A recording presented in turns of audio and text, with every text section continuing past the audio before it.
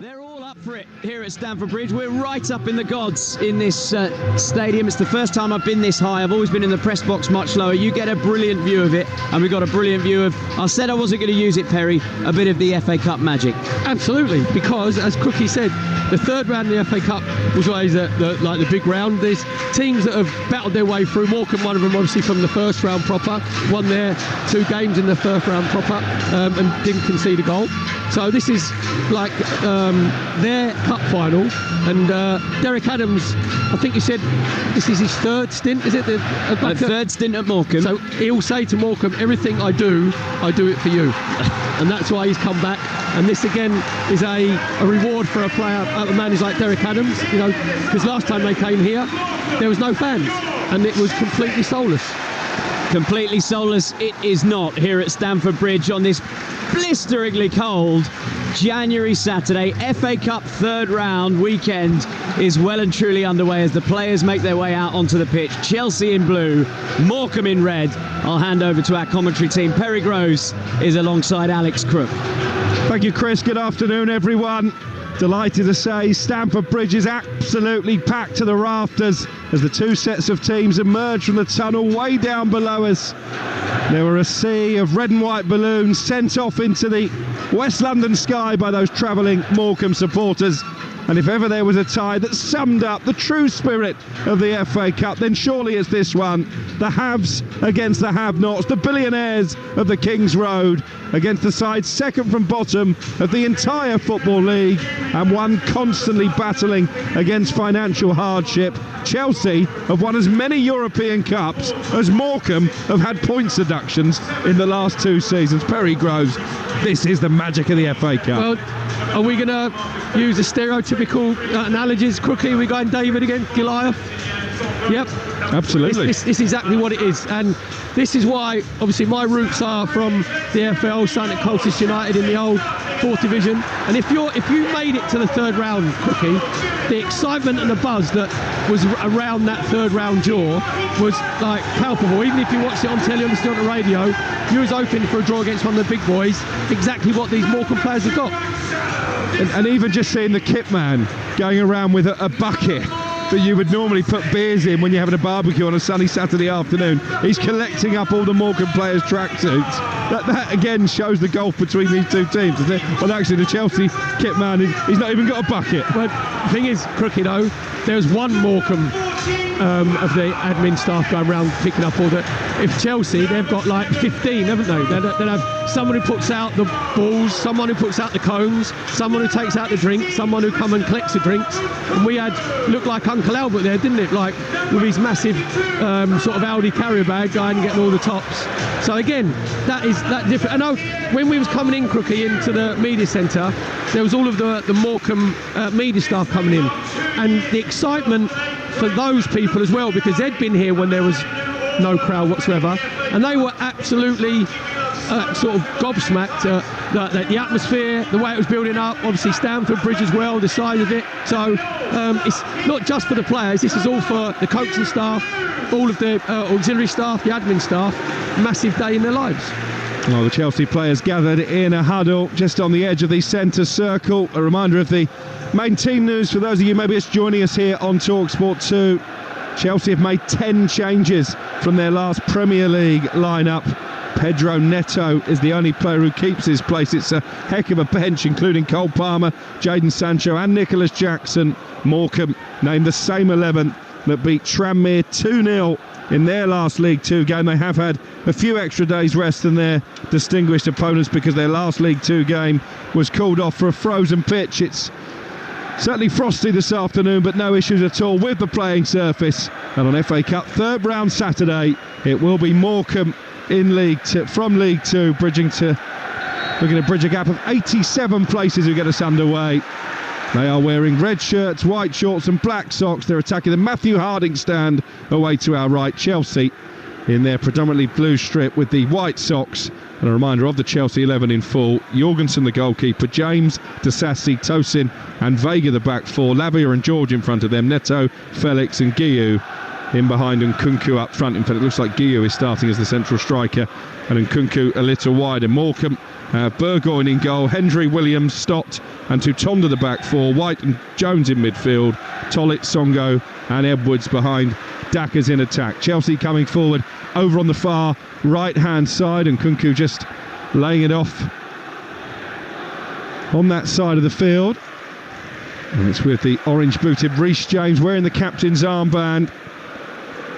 He's only made 14 Premier League appearances, James, since the start of last season. He'll be hoping his injury troubles are being put behind him as Chelsea again look to raid down the right with Pedro Neto. Stopped in his tracks by the left back Tutonda. He got a big roar from the Morecambe fans behind the goal, and then there was a foul on Neto, and Chelsea have a free kick and a chance to put the ball into penalty area. 0-0. He did well initially there, Tutonda, the Morecambe left back, because Pedro Neto obviously playing on that right hand side for Chelsea, left footed, just trying to cut inside.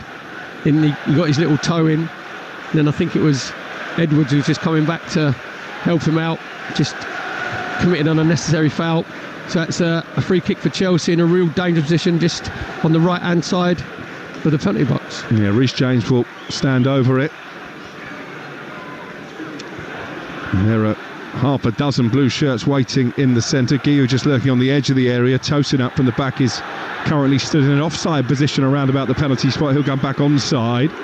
And there was an issue off the ball there. Pedro Neto was fouled, involved in it, and one of the Morecambe players was put on his backside there. I think it was Tom White, who had given away the free kick initially. We'll keep an eye on that little confrontation. James puts the ball into the penalty area to Sassy with a header over the top of the bar, and it ends up in the top tier of the shed end away to our left. But that was a chance, Perry. Yeah, really good chance for Disassi. Really great ball in from Reece James on that right hand side, just curling it in between the 6-yard box and the penalty spot. Disassi loses marker, just get himself caught underneath a little bit. It was like he had a crash helmet on his head actually, because should be heading it downwards. It's come off the top of his head, didn't trouble Burgoyne in the Morecambe goal kick for Morecambe. And we just noticed, Crookie, there's no chance that Morecambe are going to split their centre halves and try and play up to the back today. It's an old-fashioned it's old-fashioned goal kick, isn't it? Right, get yourselves up on the halfway line, boys. I'm just going to launch it into their half, and we're going to try and see if we can win a knockdown. And you'd expect nothing less, would you, from the Shrimps, who are coming forward down the left-hand side. Tutonda does well to keep the ball in play. Stoke City have taken an early lead at Sunderland in an all-championship tie. Tom Cannon from the penalty spot as Morecambe, for their first foray into the Chelsea penalty area, quickly stopped in their tracks, and here comes the quicksilver Pedro Neto. What a run this is down the right hand side. He's got Guillou and Felix ahead of him. He looked to pick out Phillips, and how calm was that from Reece Williams, intercepting and then casually carrying the ball out from the back. It was a lightning quick break from Pedro Neto, really put the afterburners on. I guess that's going to be one of the big differences today, isn't it? The pace that Chelsea have compared to Morecambe. No, Reece Williams, you're just too good to be true, because there was an overload on this left hand side for Chelsea. Brilliant run from Pedro Neto. He said just cut inside on his left foot and just trying to release João Felix on the left hand side. Brilliant play from Reece Williams, who actually marked the area rather than the man. Good ball forward by Hendry, the right back. Dackers plays the ball into the penalty area. Maybe an opportunity here for Morecambe to get a shot away, and it was spilt by the goalkeeper as Tollett let fly left-footed. He gathers Jorgensen at the second attempt, but well, that's the first shot on target. It's come from Morecambe, 0-0. Do you know, it was really good play along Morecambe's right-hand side. It was Dackers who come from the centre-forward position out to this right-hand side, and then Tollett made sure that he went on the underlap, got himself into the right-hand side of the 18-yard box, cut back, got it onto his left foot, just trying to keep Jorgensen honest at his near post. Jorgensen, a bit like a bar of soap, went to catch it, bounced out. Really good play from Morecambe. He said their first shot on target. He has kept 6 clean sheets in 12 appearances, Jorgensen, this season. Only one of them in the Premier League. That was when Enzo Maresca rested a load of players at Southampton and still walloped the Saints down at St Mary's. And you just look at Chelsea, Crookie, like Vega will come in from this left back position and go and play inverted, obviously overloaded midfield. Tyreek George is giving him that sort of width on this left hand side just to get as much space and see if they can spread that. The Morecambe back four again. Morecambe no chance of playing out from the back. Burgoyne, the goalkeeper, just say old fashioned, just launch it Chelsea's half, but 3 times he's done it. Chelsea have won the first header and they've won the knockdown, so they've got to be a bit clever when he goes into Dacker's. Maybe Dacker's come out in the wide areas, to try and ping it on his head to win the knockdown and win the second ball. Just here in the game at the county ground, Swindon against Crewe has been suspended due to fog. We'll keep you posted on that. Elsewhere in the FA Cup third round today, Liverpool 4, Accrington 0. That game was live on Talksport. Here on Talksport 2, we brought you Bristol City 1, Wolves 2. So Vitor Pereira through to round 4, hit on his first taste of FA Cup action. Birmingham 2, Lincoln 1, and Middlesbrough 0, Blackburn 1. That was an all-championship tie. It's currently Leicester 3 at QPR 2. That game got underway at 2 o'clock, and the only goal so far in the 3 o'clock kickoffs is the one I've already told you about. Sunderland 0 at Stoke City 1 last night. Of course, Aston Villa came from behind to beat West Ham live on Talksport. There were wins as well for Fulham and for Cardiff in front of their 150 travelling fans at Sheffield United. Manchester City against Salford still to come on Talksport later on this evening, and then we've got more FA Cup commentary tomorrow, including the big one, the holders. Manchester United go to Arsenal. That's a 3 o'clock kickoff live on Talksport. Here at Stamford Bridge, it's Chelsea 0, Morecambe 0. Chelsea in possession well inside their own half, and Kunku dropping deep finds Lavia, who's missed the last 4 games with a hamstring injury. He too has had a lot of injuries since joining from Southampton at the start of last season. Romeo Lavia, he's looked good when he's played this year alongside Caicedo in midfield. Neto chips the ball forward, and Kunku with his back to goal holds it up, and Lavia can't get there ahead of the hard-working Dackers. And now Morecambe will look to come forward on the counter, Perry Groves. Yeah, it's good hold-up play from Dackers. You've got to make sure. It's not a bad ball from Hendry either. Releasing Tollett with the low cross-come shot. I think he was looking for the run of Dackers, the goalkeeper. Jurgensen just collapses over the ball. It wasn't the cleanest of passes, and what looked a promising attack ends up with Chelsea back in possession. And here's João Felix, the Portuguese. Out to his left-hand side, and Tyreek George lays it back to Felix on the edge of the area. Shoots right-footed, deflected. Goalkeeper was confident it wasn't going to test him, but it is the first corner that Chelsea have created. Really good block from Songo. When Morecambe are out of possession, they drop back into a flat back 5. Songo goes in alongside Williams and stop. But as it comes to João Felix, Songo made sure that he released himself from that free centre-half position, went and blocked the shot on the edge of the 18-yard box. Got a really good block on it. First corner of the game for Chelsea over on their left-hand side. It's going to be taken by Reece James, the England fullback, back in the team this afternoon after yet more fitness woe. He's going to play this in right-footed from the left-hand side. Again, the referee is just delaying the kick being taken, Andrew Kitchen, because he spotted a bit of pushing and shoving. There are, 10 players all in a sort of circle just on the edge of the 6-yard box. Cricket, that's just like Aussie rules. Reece James with the delivery towards the near post. The goalkeeper flaps at it, and Tollett didn't clear it cleanly, and it's volleyed over the bar by Felix. He claims it took a deflection. Referee disagrees. It's going to be a goal kick. Well, the goalkeeper there, Burgoyne, made a real mess of the initial delivery, and he was grateful that João Felix couldn't get his shot down, because it wasn't brilliant from Ben Tollett trying to clear his lines either. Yeah, it was good delivery from Reece James. You said Cricket, there was like probably 12 players all in a huddle on the far post. It was just like Aussie rules, basically. Reece James is helping it in. Chelsea win the first one, comes out to João Felix, then he hits a shot of the crossbar, but he's right with Morecambe's goalkeeper Burgoyne. He's actually just taken it into his midriff, and he sort of flapped at it, and that's why Chelsea won the knockdown. Leicester 4, Queen's Park Rangers 2. Former FA Cup winner Jamie Vardy from the penalty spot probably has put that tie out. The Championship sides reached that got underway at 2 o'clock. Just looking at Morecambe, Crick, you can tell obviously Derek Adams, the manager, said we're not playing out to the back, we're not going to invite Chelsea onto us. You've got Dackers up front, who's actually done quite well in this first sort of 10 minutes. Make Dackers come over where the halfway line meets the touchline, and then you pull one of the Chelsea centre-halves out. Lavia trying to chip the ball forward for the run of Nkunku. Into the penalty area he goes. He's got Tom White for company. Did well there, the defensive midfielder, tracking his runner and then clearing the ball upfield, and it's held up again brilliantly by Dackers, and then as I say that, he runs the ball out of play. The summer signing from Southend, Marcus Dackers. This is his 22nd appearance of the season, the lone striker for Morecambe. He's not scored a goal yet. Wouldn't be a bad place to start, would it? To be fair, his hold-up play and his build-up play, especially with Tollett on the right-hand side, has been very good. But because he's playing through the middle on his own, Tosin and Disassi, one of them can go and attack him, one can drop off. As I said, if he comes a bit wider, it just gives Chelsea a few more problems. Gangly is how I would describe Marcus Tackers, the number 19.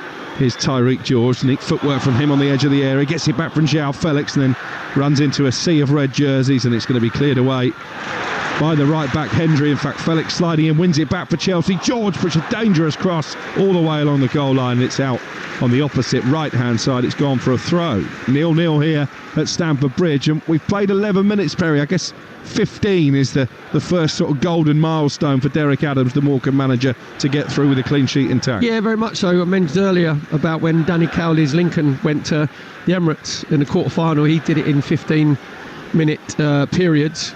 And say, at the moment, Burgoyne he's flapped at a corner. He hasn't really had a save to make. Just earlier there, Hendry found himself snookered in the right back position. He's got to make sure that he helps set up the line. He's just got his pocket picked by Tyreek George. Brilliant ball from Tyreek George right across the 6-yard box. That's where you need Nkunku. That's where a natural centre forward stands in between the posts, and he taps it into an empty net. He does know about FA Cup upsets and masterminding them. Harry Burgoyne, the goalkeeper, when he was at Wolverhampton Wanderers, he played in a 2-1 victory at Anfield in round 4 back in 2017. Obviously this would be an even bigger shock, but no doubt that experience will stand him in good stead. Here is Tyreek George down the left hand side for Chelsea, still goalless on a chilly afternoon in West London. It's one back on the edge of the penalty area by Songo, the captain. Everybody in Morecambe red back inside their own half, and Hendry, the fullback, hammers his clearance against Tyreek George, the youngster, and it's out for a Morecambe throw level with a penalty area. Yeah, Songo's doing really well there, because obviously João Felix is playing in sort of that 10 position, so he's got the freedom to roam. And what happens is Songo said when they're out of possession, he drops back into the 5, but then he makes sure that when it comes into João Felix, he just latches onto him. He's the first one to go and engage him, so he can't get turned on the edge of the 18-yard box. Well, we wonder where the upset might come this afternoon. Could it come at the Vitality? Bournemouth 0, West Brom 1. Caleb Taylor has put the championship side in front. Bournemouth, who made a host of changes, find themselves behind Andoni Iraola's in-form side. But it's still 0-0 here at Stamford Bridge between Chelsea and Morecambe. And Morecambe have just rather cheekily given away a corner. I think the goalkeeper, Burgoyne, felt the last touches off a Chelsea player, was happy to let it roll over the line. Then he realised too late, actually, it wasn't going to be a goal kick. And, well, they put themselves under needless pressure here, Morecambe, the team from League 2. Well, Burgoyne, the goalkeeper, just said to Dackers, who's about 6'7", he's the one who's just going to make sure that he stands on that near post area. Looks a bit like Neil from the in-betweeners from back up here, doesn't he, Dackers? In comes the corner, and it always headed against his own post, I think, by Luke Hendry, was it? Well, goal kick is the decision. It was a in-swinging delivery from Pedro Neto over on the right-hand side, left-footed. Certainly Hendry was the Morecambe player jumping for the ball. Just on the edge of the 6-yard box, he's hit the post and gone behind. It's a goal kick for Morecambe. And in fact, it was Axel Disasi leaping with a Morecambe fullback, and he was the one who made contact. Yeah, it was a really good delivery from Pedro Neto on that left-hand side. Disasi losing his marker. Again, maybe he should be doing a little bit better, because he's only 3 yards out, ends up hitting the joint between the crossbar and the post. And Burgoyne, the goalkeeper, it's where you shout away. You can hear it from here, because he had no chance of getting it whatsoever up high to his left-hand side. Well, he has scored a couple of goals this season, Axel Disasi. He wasn't too far away from breaking the deadlock there. 15 minutes gone, 0-0 here on Talksport 2. FA Cup game day live. It's Disasi in possession as he just carries the ball over the halfway line. Chelsea, as you would expect, dictating the pace of proceedings. Morecambe, everybody again camped back inside their own half as Oxford take the lead at Exeter in the FA Cup. Matt Phillips has got the goal there. Exeter 0, Oxford 1, still goalless here at the Bridge as Pedro Neto whips it across. Felix with a header goalwards, and the goalkeeper again, he made the save down to his right, Perry, but the effort was going wide. He's carried it over the line. He's given away another corner. Cricky, I think you're doing a bit of this. I think the ball was already over the line. I think he tried to sort of recover it. I think it was a great ball again from Pedro Neto, and again it's João Felix just peeling off to that far post, being man-to-man marked with Songo. Felix got his header in first. Songo made sure he challenged him. I think he come off with his shoulder. Burgoyne, the goalkeeper, I think he was just trying to stop it from going over the line. The linesman on the far side from us quite rightly said it's already gone over. Another corner for Chelsea on their left-hand side. And they have caused problems with these set pieces so far. James with the delivery. Again, it goes all the way along the 6-yard line. João Felix can't keep it in play. And as he went to cross it, he claims it struck the arm of Songo. And the referee says penalty. Well, this is controversial because I thought the ball was already out, Perry. When Felix crossed it, it may well have hit the arm of Songo, but the Morecambe players are surrounding the assistant on that far side, and I think they're saying the ball was already over the line. Well, it's up to the assistant, as you said there, because as the ball comes in from Reece James on this left-hand side, he's in swinging it, misses everybody, goes to João Felix, just on the edge of the 18-yard box where it meets the byline. And then João Felix tries to get his cross in. Songo, because he's man-to-man, he goes to close him down. His hands are way above his head, Crookie. Do you know what I mean? Definitely a handball. It's handball. It's way above it. It's unnecessary from Songo. Then the referee, Andrew Kitchen, his angle isn't right, so he's looking over at the assistant on the right-hand side. Seemed to take an age, didn't it? Probably took, 20, 30 seconds? They're sort of looking at each other going, well, do you think there's one? Do you think there's one? In the end, the assistant on the far side gave it. It was the right decision because it's in the 18-yard box. Songo's hands are way above his head. So now penalty for Chelsea. And a gift for Christopher Nkunku. 17 minutes into this FA Cup third round tie. Nkunku up against Burgoyne. And he saved it, the goalkeeper. It comes back out to Nkunku. And then it's smuggled behind by Callum Jones. What a hero for Morecambe of League Two, Harry Burgoyne. It wasn't a brilliant penalty from Nkunku. It was straight down the middle. But we've got an FA Cup hero at Stamford Bridge. And Morecambe might feel just as he's done there, having claimed the ball was out of play by the time it was crossed in for the handball. 0-0. Well, you begin the Burgoyne. Burgoyne's made a brilliant save, low down to his right-hand side. Nkunku telegraphed where it was going. Corner for Chelsea. Reece James to whip it in. And a header over the bar from Disasi, 6 yards out, unmarked. Has to score. Every corner kick is resulting in an opportunity for Chelsea to go in front here. Yeah, it's good delivery again from Reece James. Tosin and Disasi, their movement's really good, the two Chelsea centre-halves. Again, it's Disasi who gets his free header, doesn't get it on target. Now it's just a chance for the Morecambe fans behind Burgoyne's goal. They'll remember that penalty stave for the rest of their lives. We said about how big the FA Cup is. It was a really poor penalty, to be fair, cricket from Nkunku. When he's taking that angle of the run-up, you're virtually telling the goalkeeper you're going to go to the goalkeeper's right-hand side. He's gambled right, saved it. It wasn't actually full length. It was more central as well, wasn't it? I mean, it was to his right, but it wasn't right in the corner, was it? On here they come at the other end. Morecambe on a rare foray forward. It was a low cross into the penalty area by Tutonda that's been cleared away on that far side. Well, the FA Cup third round always delivers drama, and we've had it already here at Stamford Bridge. Christopher Nkunku denied from the penalty spot by Harry Burgoyne, the Morecambe goalkeeper. A moment he'll remember for the rest of his life. Tutonda takes the short throw on that far side. There's an opportunity maybe for Morecambe to get across into the penalty area, but the flag is up, and it will be a free kick for Chelsea, and it stays goalless. Yeah, just a little throwing routine from Morecambe on their left-hand side. Just good build-up, comes to Tutonda, then he rolls it back into Edwards. Edward, that's the cardinal sin when you're the widest person looking right across the line. You shouldn't be getting yourself caught offside.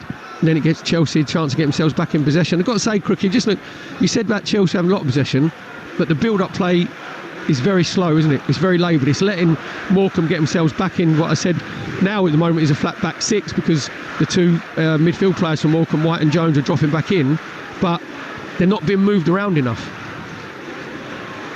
Lavia winning the ball tigerishly midway inside the Morecambe half. His pass out to Pedro Neto is intercepted by Tutonda. I think he tripped himself there, the fullback, but he's got the benefit of the doubt from the referee and is awarded a free kick. No wins in 4 in the Premier League for Chelsea, and the goals have dried up as well. They've only scored twice in the last 360 minutes of football. They've missed a penalty here this afternoon. Christopher Nkunku with the opportunity to open the scoring, denied by the Morecambe goalkeeper Harry Burgoyne. 0-0 with 20 minutes played on Talksport 2. And Burgoyne, no doubt adrenaline at an all-time high, plays a long free kick upfield, which is flicked on by Dackers. Out to Tollett on this right-hand side. Those two have linked up neatly when they've had the opportunity. Tollett feels he should have a throw in here, but the decision has gone Chelsea's way. They have a throw down by their own left corner flag. Again, it was good hold-up play there by Dackers as the free kick was launched long and diagonally, flicked it on to Tollett, who just couldn't quite keep it in on this near side. Disassi being put under pressure by Dackers, and he's given the ball away by the corner flag.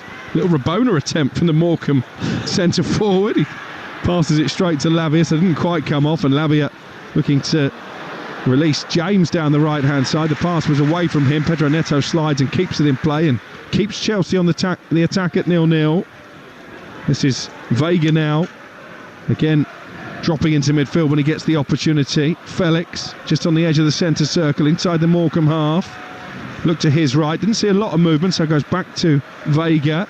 It's all very narrow from Chelsea, isn't it? Tyreek George has come out to this left-hand side to try and supply a bit of width. There was nobody on the right wing as Chelsea had the ball with Felix there. Tosin coming forward. Everybody bar Jurgensen, the goalkeeper, is in the Morecambe half away to our left. Crookie, you said it's all very narrow, it's all very lateral. Everything is in front of the Morecambe back five. The only time it goes behind if they get in the wide area, just have Tyreek George there coming. He should be going on the outside, he's come back inside. So when Morecambe get himself back into their block on the 18-yard box, Chelsea aren't causing them any problems. Here's Felix though, neat footwork from him inside the penalty area. Morecambe have got all their outfield players back in the box at the moment. Felix with a cross towards the edge of the 6-yard box, looking for Guiu. Not a brilliant header away by Tutonda, and kept in on the far side by Pedro Neto. Chance for the former Wolves man maybe to get across into the box. There are 4 Chelsea players waiting again. They played it along the midfield line. It wasn't a good ball. Clipped in by Lavia. Lavia picks it up inside the D on the edge of the area. Felix with a shot, hits the face of Songu. He goes down. The referee has to stop play and it stays 0-0. I think Joao Felix might have done that on purpose to Songo, because he's been absolutely latched onto him. He's man-to-man. He's followed him absolutely everywhere. Obviously, he gave away the penalty from the Joao Felix cross. This time it comes to Joao Felix at the edge of the 18-yard box. He's trying to bend it with his instep with his right foot high up to Burgoyne's left-hand side, and it just smacks Songo straight in the face.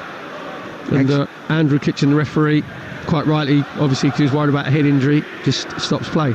Dimitri Mitchell has equalised for Exeter, League 2 against Championship. 1-1 the score, and Leicester have got a 5th goal against Queen's Park Rangers. James Justin putting Leicester into the FA Cup 4th round. A reminder coming up later here on Talksport 2. Leeds Harrogate, bit of a derby match in the 3rd round of the FA Cup. That's a 5:45 kick-off at the same time on Talksport. It's Manchester City Salford. Certainly that is one that comes with a fair bit of local rivalry attached as well. Tomorrow we're at Tamworth, 12:30, as the non-league side hosts Tottenham.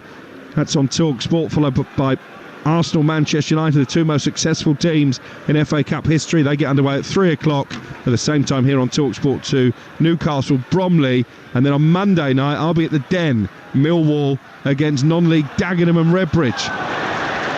Rounding off the FA Cup weekend as Jurgensen took a bit of a chance there.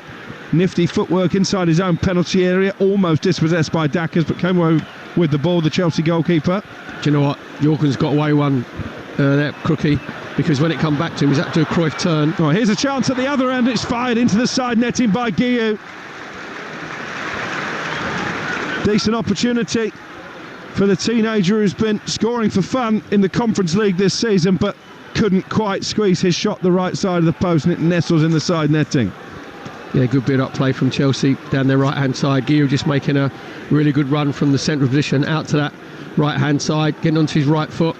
Stock followed him out there, and he's just trying to whip it across Burgoyne into the far post. Actually couldn't get his right foot wrapped around it, ends up going into the side net, and I think Burgoyne, the Morecambe goalkeeper, had it covered anyway.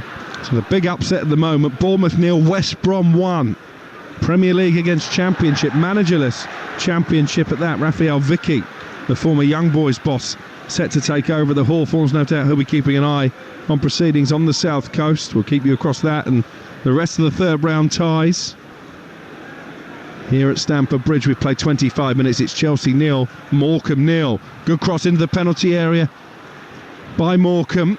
looking for Songu, headed away, but collected by Tollitt, right-hand side of the box. Can he find a teammate in the centre? That's not a bad delivery when the goalkeeper spilt it under pressure. Referee wasn't going to give a free kick, and in the end he manages to smother the ball. Jorgensen, that's twice he's not looked particularly commanding. He's really good play from Tollitt on this right-hand side, just getting it out of his feet, just whipping it in. You have Dackers and Songu going for the same ball. If there was one, I'd be getting Songu to get across Jorgensen, because actually in the end Dackers, who's about 6'8", and Songu actually got in each other's way. That's why Jorgensen ended up dropping it. But to be fair, Crookie, you're looking at Morecambe, they've actually gained confidence from Nkunku's missed penalty, because they thought, we're going to go 1-0 down. They're actually not bad in possession, especially in this right hand side with Tollitt and Dackers, where they've been at their most sort of threatening. Remember, there does have to be a victor. No replays in the FA Cup this season, controversially in lots of quarters, but if it does finish 0-0 after 90 minutes, we'll have extra time and potentially penalties. Chelsea have missed from the spot already. It's a long way to go until we get to that point. Bournemouth have levelled, by the way. Justin Kluivert, Bournemouth 1, West Bromwich Albion 1. And another of the third round ties on this chilly Saturday up and down the country. One or two games were postponed due to frozen pitches. Here's Tyreek George. The Stamford Bridge turf, lush and green, and certainly no complaints here from the players as Morecambe try and come forward down their left-hand side with Guion Edwards. He's forced to carry the ball over the touchline and out for a throw over on that right wing for Chelsea. They've actually lost 5 of their last 7. Morecambe only won 5 league games all season. Starting the weekend 91st in the Football League, and they've never gone beyond the third round in the FA Cup. When they're out of possession, Morecambe basically are flat back 6, then about the 2 midfield players, White and Jones, dropping back in, and then it's just the 4 in front. If I was Derek Adams, Morecambe manager, I'd be saying to Dackers, we don't want you coming back that deep because we've got no outball. Yeah, at the moment Dackers is marking Disassi on the edge of the area. Felix shoots goalwards. That's a brilliant save. Down to his right, Burgoyne. That was nestling in the bottom corner. He'd have seen it late, the Morecambe goalkeeper, because it came through a crowded box. Brilliant save, arguably better than the penalty save. 0-0. There's a great turn from João Felix, just rolling his foot over the top of the ball, just getting it onto his right foot, getting himself into the D. He tried to give Burgoyne the eyes, where he's pretending he's whipping it to his left-hand side, and he's whipped it back across him to his right. Brilliant save, full length for Burgoyne, low down to his right-hand side. Corner for Chelsea on their left-hand side. Yeah, their 5th corner already in the opening 29 minutes that remain goalless. Reece James delivers to the far post, and a header from Tosin, saved again by the goalkeeper. I think the referee had already blown for a foul. Well, that was a header from point blank range, and it was reactionary really from Burgoyne to keep it out. You're listening to Chelsea against Morecambe in the FA Cup on Talksport 2 with Carling, the official beer partner of the Emirates FA Cup. 18 plus, please drink responsibly. There's a brilliant reaction save again from Disassi's header.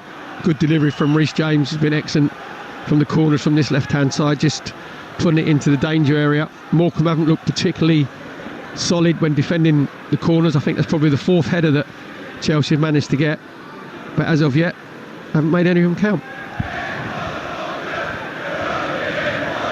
You're only here for the Morecambe, seeing 3,000 travelling supporters from the Lancashire coast. Certainly they're enjoying their big day out so far, keeping the team that Gary Neville once famously dubbed the billionaire bottle jobs at bay.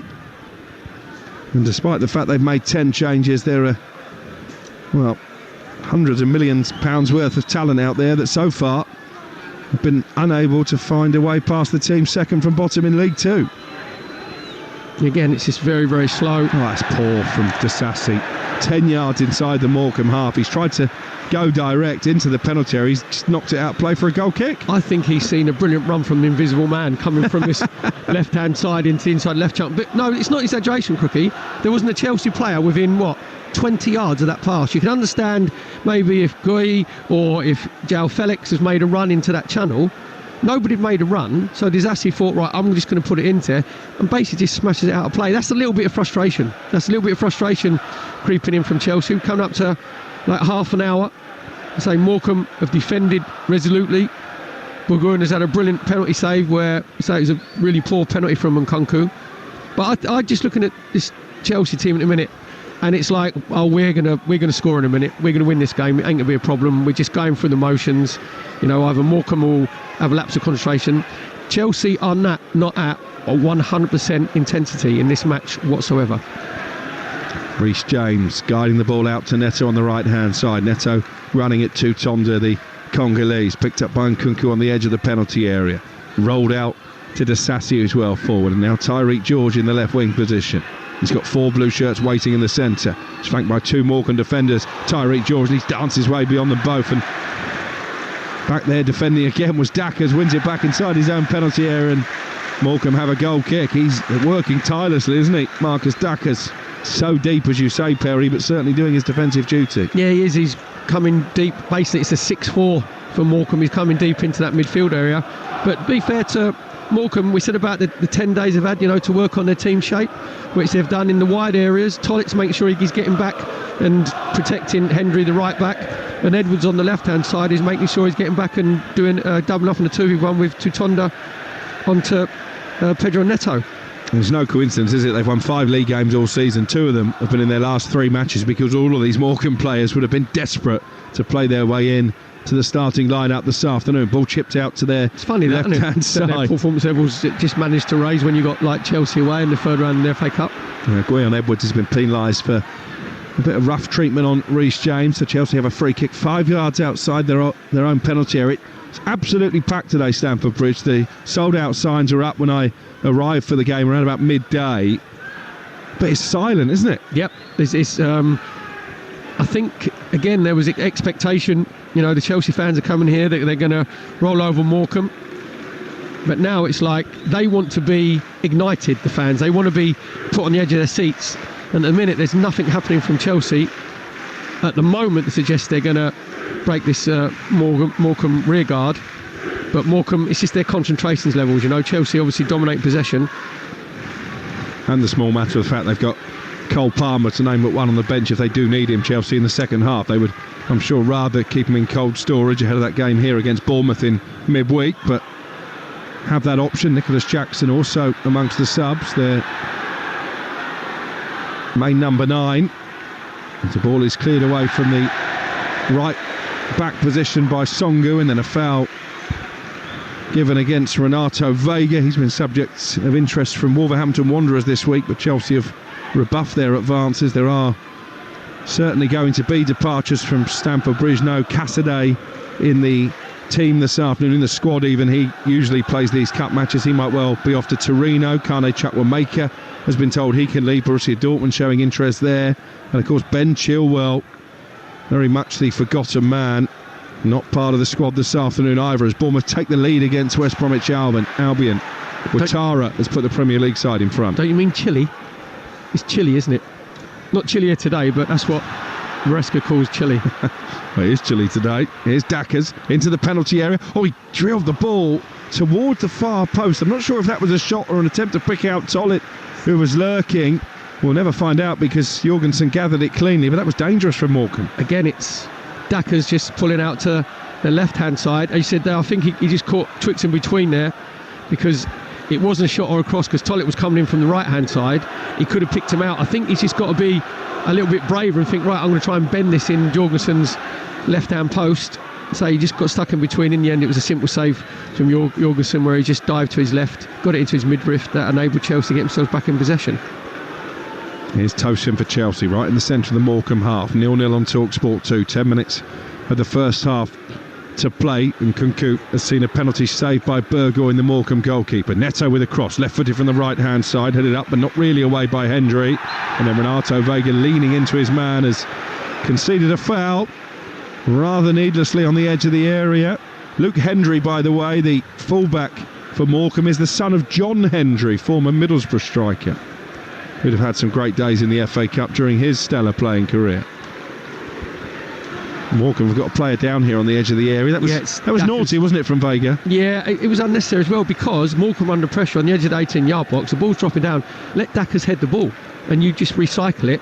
What Vega's done is, as Dackers have gone up to head it, then he's made sure he just shouldered into him, so he's just gone over onto his shoulder. I think he might have winded himself, just hoping he hasn't done anything to his arm or his shoulder. I think it's just a little bit winded, because you have to say, when the ball's come up to him, Dackers has done really well. He's held it up, he's given a bit of an out. He's made sure that he's engaged Tosin and Disasi, the two Chelsea centre-halves. But as I said before, you can tell Derek Adams, the Morecambe manager's tactics is like, we're going to have this, they call it fashionable now, the low block, is it, like defending deep. We're going to be nice and compact. But then when the goalkeeper, Boygoin, is clearing it, wherever it be goalkeeper from his hands, he's going straight down the middle of the park, and that enables Tosin and Disasi just to go and challenge Dackers, and they win the second ball. Whereas if he comes out a little bit wider, then it makes it easier, because obviously you are going against either Reece James on the right and Vega on the left hand side. There's more chance of Morecambe getting to win those knockdowns and then just having more of the ball in Chelsea's half. And Dackers is back on his feet now. Derek Adams, the Morecambe manager, in his second spell in charge, led them to promotion to League One back in 2021, the same year they played here behind closed doors in the FA Cup third round, lost 4-0. He just called one or two of his charges over to issue some instructions as Dackers was down receiving treatment. Producer Izzy is happy because it's Norwich 0, Brighton 1. Jorginho Ruter has put the Premier League side in front, so no sniff of an upset there either at this moment in time. Bournemouth were behind at home to West Brom of the Championship. They now lead by 2-1.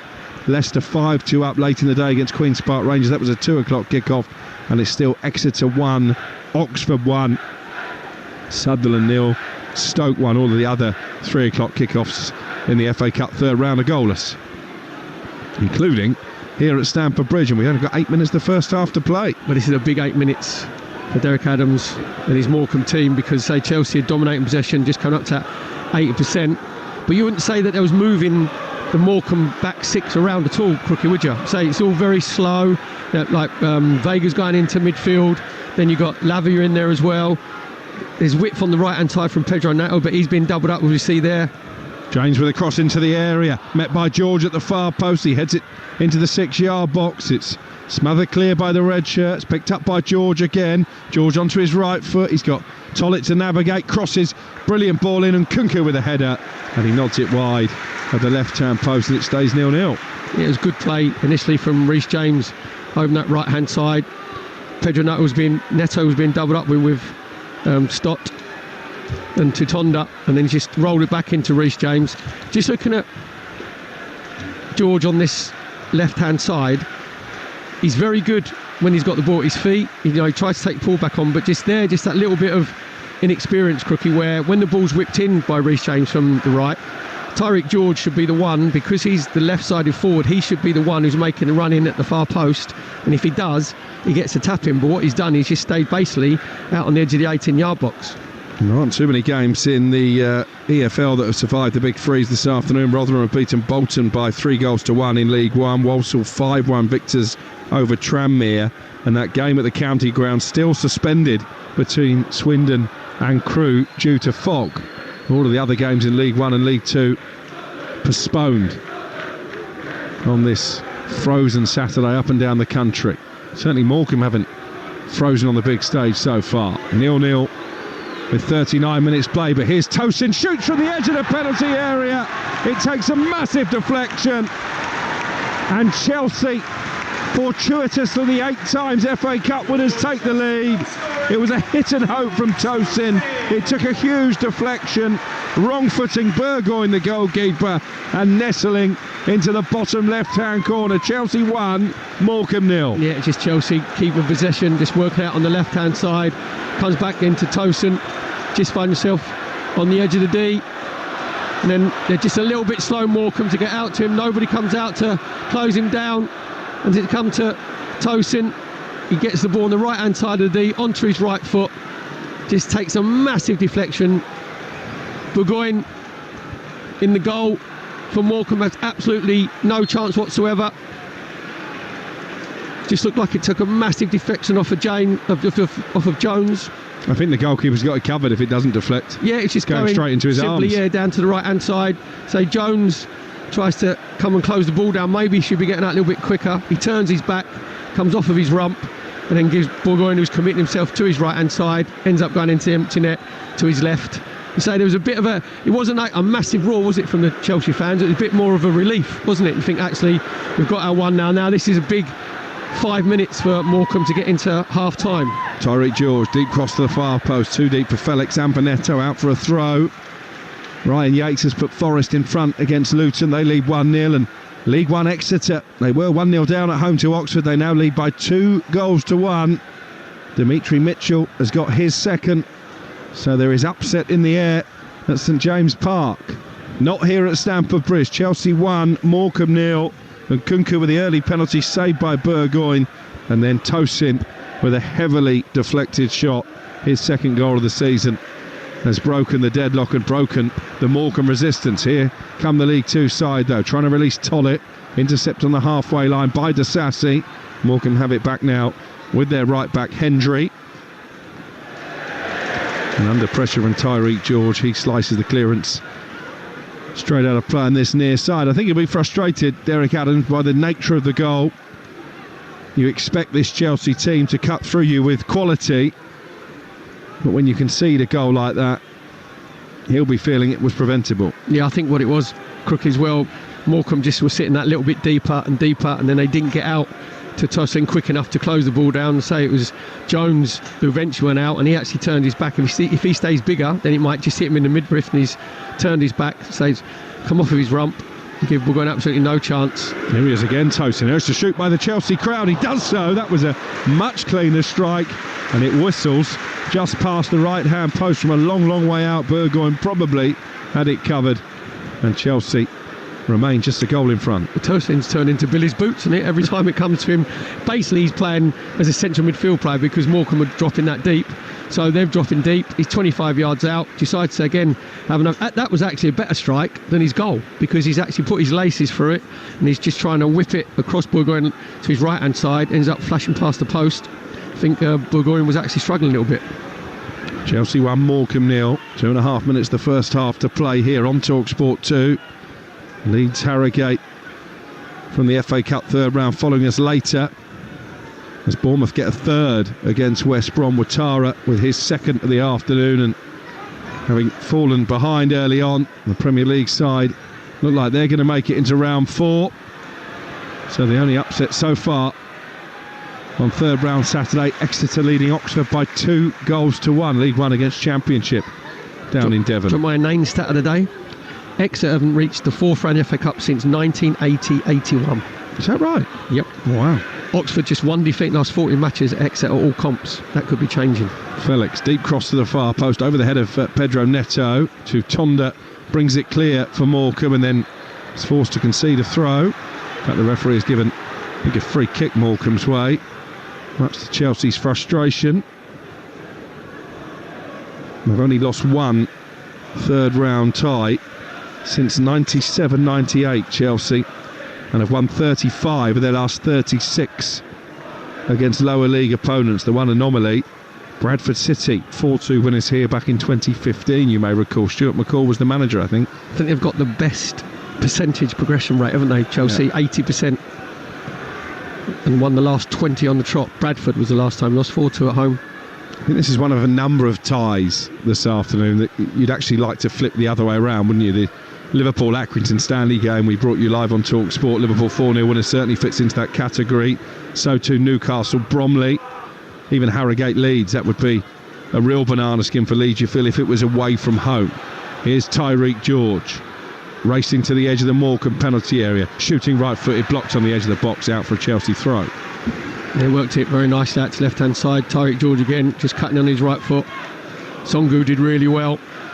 He's putting a real captain's performance because he's gone man-to-man with Joe Felix.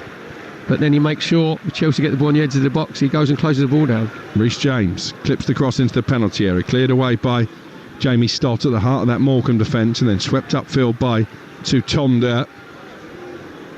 Marcus Dacker's opting not to waste any energy on chasing that ball down. It's collected by the goal scorer Tosin for Chelsea. They lead 1-0 into the last 15 seconds of normal time at the end of the first half. They missed a penalty as well, saved by Burgoyne, the Morecambe keeper. Here's Felix, former Atletico Madrid man. Collected by Disassi in a very advanced position. We've got 4 added minutes at the end of the first half, I'm being told. And Morecambe just need to see this out, you feel. Here's Nkunku though, edge of the area, tries to get it back from Lavia. It's going to be cleared by Guillaume Williams. Didn't really have an out ball, so in the end was content just to let Pedro Neto clatter him from behind and win the free kick. Yes, again, it's all a little bit tight on the edge of the Morecambe's 18-yard box. So you think maybe you just need Pedro Neto on that right-hand side for Chelsea, just hugging the touchline a little bit more, especially on this left-hand side with Tyreek George, because he likes coming inside as well. So it gets all a little bit cluttered again. Morecambe with their free kick. Burgoyne taking no chances, just making sure the old-fashioned back to 80s, just launching it into the channels and hoping that Morecambe can get the knockdowns, but it hasn't. Nearly every time the ball's gone in, Chelsea have won the ball. Actually, Morecambe recycled it this time. Really good play there from the captain, Songu. And then Hendry's been caught by a rash tackle from Guiu. There's also a Morecambe player down on the far side. And dropping like flies here, the men in red, and we're going to get a bit of a stoppage as Hendry gets himself back to his feet. And Guion Edwards as well, just being helped up on that far side by James. Birmingham got a second in the game at Carrow Road. Norwich 0, Brighton 2. Brighton, I should say. And it's Ruter again, his second of the afternoon. So it looks like Fabian Hertzler's first taste of FA Cup action is going to end in victory. Well, the producer, is she allowed to do like a double fist pump? She's not supposed to say like neutral when you're working with Talksport. Mind you, I can talk. You certainly can. I've seen you at Tottenham watching a North London derby. You're supposed to be looking after me. Long punt upfield there by Vega, collected on the edge of the penalty area by Burgoyne for Morecambe, the goalkeeper. Here's Tollett into Dackers. Can they get themselves an opportunity to get level before half time here, the Shrimps? No. Ball pinged in at Tollett. Couldn't keep it in play. Chelsea have a throw and we've got 2 minutes of stoppage time remaining. If they're going to get any joy of Morecambe in the attacking third, it is between that link-up play between Tollett and Dackers on this right-hand side, because, say, Dackers is doing sterling work getting himself back, in basically a midfield 4, but he's held it up really well. And Tollett looks decent in possession. He's had a couple of balls which he's whipped in. He had his shot, didn't he, in the first 3 minutes, where it come back onto his left foot, just kept Jorgensen honest at his near post. This is Derek Adams, the Morecambe manager, who's desperate that he can get his team in at just 1-0 down, because they've put in a sterling effort defensively. And there's their captain again, Songu, breaking away with the ball. Yeah, and he's found Tollett down the right. Tollett immediately closed down by Felix, and Felix does well there in the left back position, and then carries the ball into a central midfield role, one which he's more accustomed to. Reece James takes over, fizzes a pass out to the right, and Neto into the last of 4 added minutes. Neto again puts on the afterburners, cuts back the cross inside the area, evades everybody in blue, and it's poked clear by Hendry, the fullback. Really good play again by Pedro Neto. It's the first time he's had Tutonda, the left back of Morecambe, 1v1. He just got it out of his feet, gone on the outside of him. It's a brilliant cross in between the 6-yard box and the penalty spot. And what happened there, every single Chelsea player went near post. If one dish drops out and just checks his run, again they get a tap in from probably 10 yards. Here's Neto again, cutting in from the left-hand side on his right foot and then leaving it for James. Neto with a chance to cross. This will be the last action of the first half, and he's put the ball straight into the gloves of Burgoyne. 10 seconds of 4 added minutes to play. Chelsea 1, Morecambe 0. And he's in no hurry at all, Burgoyne, to get the game restarted. In fact, the game won't be restarted because there's the half-time whistle. Harry Burgoyne, fittingly perhaps the last player to touch the ball, having made himself an FA Cup hero with a penalty save from Nkunku. But he was powerless to keep out Tosin's heavily deflected shot from a long way out. That's the goal that separates these two at half times. 87 places below them in the football pyramid, but Morecambe have more than held their own here at Stamford Bridge so far. It's Chelsea 1, Morecambe 0. So Chelsea go to the break with that 1-goal lead, the 1-goal courtesy of a heavily deflected pot shot from 20 yards from Tosin Adora-Biaro, and it felt like, Perry Groves, it was going to take something either special or freakish to beat that goalkeeper. Yeah, and it's exactly what's happened, because Chelsea have been, I'd say laboured in possession. I don't think they're actually passing the ball quick enough. I think they've been very, very sort of static in their movement. Everything's been in front of Morecambe. Dropped back basically into a flat back six. I mentioned about the two midfield, White and Jones. They're going dropping into a flat back six. Songo is actually man for man with Joe Felix, so he's following him in. So they've defended really well, but it's all very lateral from Chelsea. It's all in front of that flat back six. I'd just like to see him pass the ball a little bit quicker, like 1 and 2 touch. When it comes into Joe Felix, maybe takes a little bit of a touch too many. When it's coming out onto the left-hand side, we've got Tyreek George out on this left-hand side, and he's done okay, but again, I think he wants to come inside. It's the modern-day winger where they want to keep coming inside all the time, and it's made it very easy for Williams and Stott, the two Morecambe centre-halves. And actually, when Chelsea have whipped the ball in, which has mainly been from corners, 4 times Axel Disasi has got up above everybody else. So the wisdom would be, instead of cutting inside, Tyreek, get yourself down the line and cross one, hang it high. Yeah, and it's very difficult as well because they're doubling up really well on the left-hand side. Tutonda and Edwards are doubling up on Neto. On the right-hand side, it's Tollett and Hendry are doubling up on Tyreek George. But Chelsea then, it's difficult. When that happens, you want your fullback coming on the overlap. But because, especially from this left-hand side, Vega goes into that inverted in midfield where they're trying to overload in midfield, well, that's the place you don't need an overload, because Morecambe dropping so deep, you don't need to overload in the centre midfield. So if I was Enzo Maresca, Chelsea, I'd be saying, right, for the first 10-15 minutes, the two fullbacks, I want you stacked, because I know it's a modern day game, say, where you come inverted, but sometimes you've got to think, right, what else can we do? And I think it's, you say to your fullbacks again, you stay wide, we try and get at least a 2v2, and then you can cause the Morecambe back six a few more problems. But we've got to say, from Harry Burgoyne, that penalty save he'll remember for the rest of his career, and so will the fans, and in front of the Morecambe fans as well, because they're actually on that side of the goal. They're on, as Burgoyne is facing the penalty, they're on his right hand side. Yep. And when Nkunku runs up, I think sometimes the angle of the run of the penalty can give the goalkeeper a clue where you're going. So is it a good save or a bad pen? I think any save from a goalkeeper, I think, is a good save and penalty. But when Nkunku runs up, he can't, because he's running virtually straight, it's virtually impossible for him to open his body out to go to Burgoyne's left-hand side. He has to go to his right, and he doesn't put enough whip in the corner, and it's a really good save from Burgoyne low down to his right-hand side. And he's made another great save from Joe Felix, had a shot from the edge of the box, low down to his right again. So Derek Adams, I think he'll just be disappointed that it was a sort of an ugly goal to give away, wasn't it? Because they didn't get to close down Tosin quick enough. He shoots from the right-hand side of the 18-yard box. I think Jones was the one who goes to close him down, comes off his rump. Burgoyne goes down to his right, just goes into his left-hand side. And it was just... at half-time, it was like a polite round of applause, wasn't it, from the Chelsea fans? Yeah, and you wouldn't expect much more, actually, after that performance against the League One team.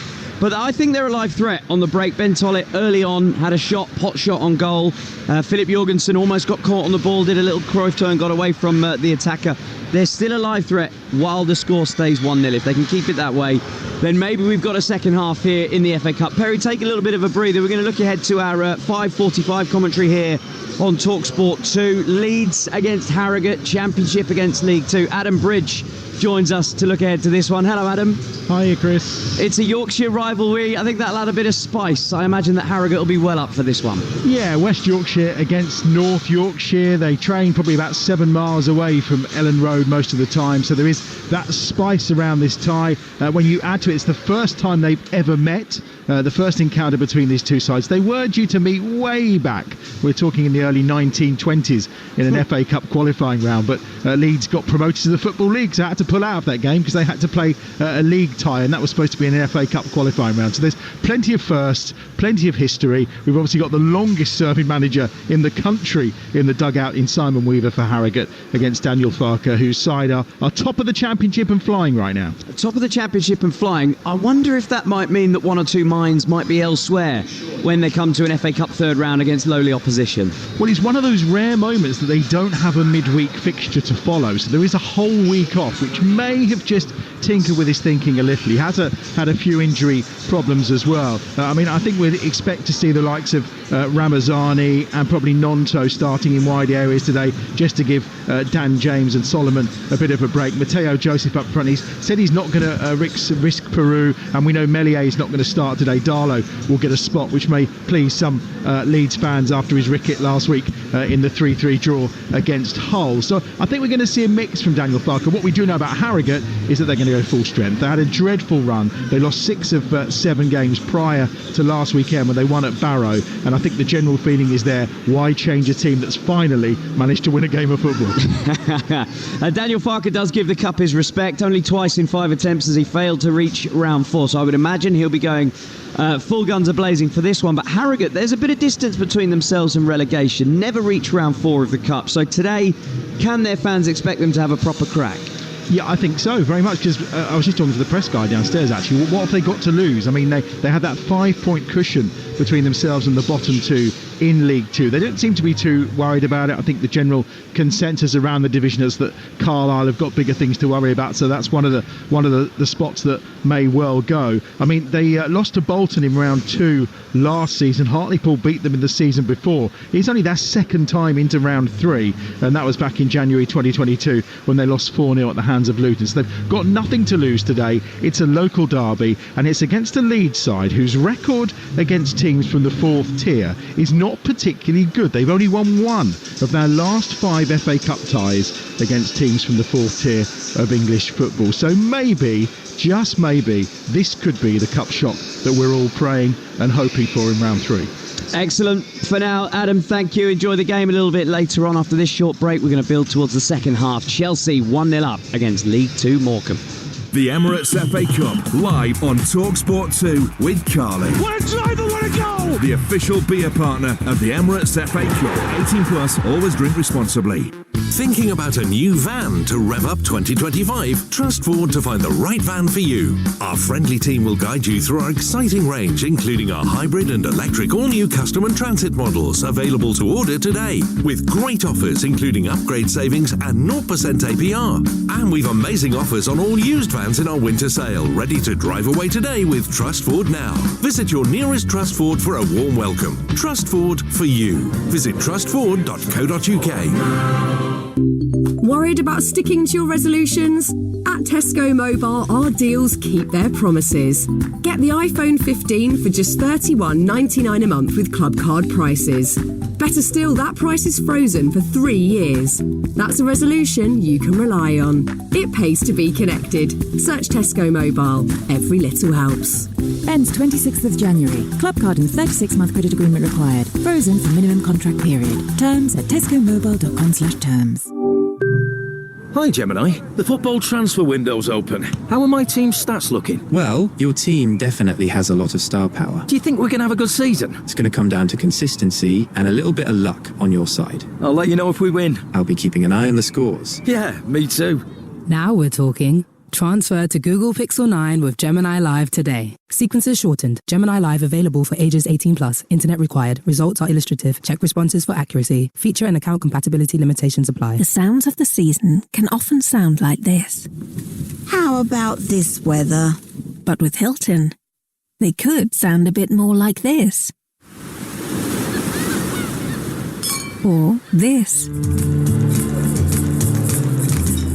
Stay and save up to 20% off when you book before January 28th at Hilton.com. Hilton, for the stay. Offer is subject to availability, terms and conditions apply. It's back! The UK's biggest used car sale. The Arnold Clark Real Sale is now on, with over 20,000 used cars, all reduced right now. Find yourself a bargain in Arnold Clark's Real Sale. It only happens once a year, and it's on right now. Visit arnoldclark.com to see why it's the biggest car sale in the UK. The sports machine turns you on to the power of live football. FA Cup Game Day live on Talksport 2. This is Game Day. Half-time classifieds. Half-time live here at Stamford Bridge. Chelsea leading Morecambe by a goal to nil thanks to a deflected Tosin shot from 20 yards out. Elsewhere, earlier Birmingham beat Lincoln by 2-1. Live on Talksport, Bristol City were beaten 2-1 at home by Premier League Wolves. In the All-Championship game, Blackburn Rovers got a 1-0 away win at Middlesbrough. Liverpool, comfortable win over Accrington, 4-0 that one. And Leicester City have beaten Queen's Park Rangers 6-2. The rest of these are half-time classifieds. Bournemouth 3, West Brom 1. Brentford and Plymouth 0-0. Exeter 2, Oxford 1, Norwich of the Championship 0, Brighton in the Premier League 2, Nottingham Forest 1-0 up at home to Luton, Reading and Burnley goalless, Sunderland 1-0 down at home to Stoke, and then live after us on Talksport 2, Leeds against Harrogate, 5:45 kickoff over on Talksport's main channel. It's Manchester City against Salford. Only 3 games across the EFL today, 1 game in League 1, Rotherham winning 3-1 at home to Bolton. In League 2, Walsall beat Tranmere by 5-1. They've gone 13 points clear at the top. And in the other game that is currently ongoing at the county ground, it's Swindon against Crewe, 0-0. But that game has been suspended early in the first half because of dense fog that is sitting over the stadium. So that's your half-times across the country in the FA Cup. Here at Stamford Bridge, Harry Burgoyne just could not be beaten. He'd saved from Joao Felix. He saved a penalty from Christopher Nkunku, but eventually was beaten by a big deflected effort. Let's have a recap on the first half highlights in partnership with Carling. Emirates FA Cup half-time highlights on Talksport 2 with Carling. Get your mates together and enjoy the match with Carling, the beer of football. 18 plus, always drink responsibly. James puts the ball into the penalty area to Sassy with a header over the top of the bar, and it ends up in the top tier of the shed end away to our left. Yeah, Felix can't keep it in play, and as he went to cross it, he claims it struck the arm of Songo, and the referee says penalty. Nkunku up against Burgoyne, and he saved it, the goalkeeper. It comes back out to Nkunku, and then it's smuggled behind by Callum Jones. What a hero, Harry Burgoyne. Well, here's a chance at the other end. It's fired into the side netting by Guillou. Dackers is marking to Sassy on the edge of the area. Felix shoots goalwards. That's a brilliant save.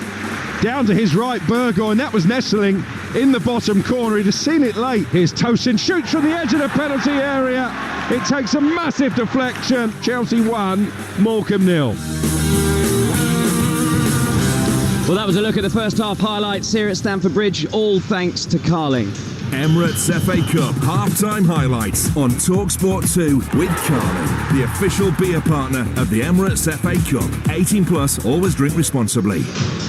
So not too many chances of upsets across the country, as I've just brought you the half-time classifieds.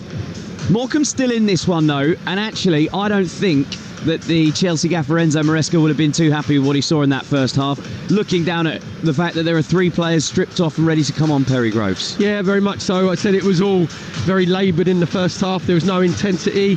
The crowd went flat. It was all very lateral. They wasn't causing the Morecambe, well, back 4, but then it's a back 6, very many problems. They had 80% possession, so it looks like Jadon Sancho is going to be coming on, so obviously he's very good in 1v1s in the wide positions.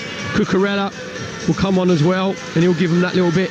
When he's one of those ones, he's like Cucurella, you love him if he's in your team, but if he's playing against you, he becomes like a wasp, doesn't he? He's like, he becomes really, really annoying.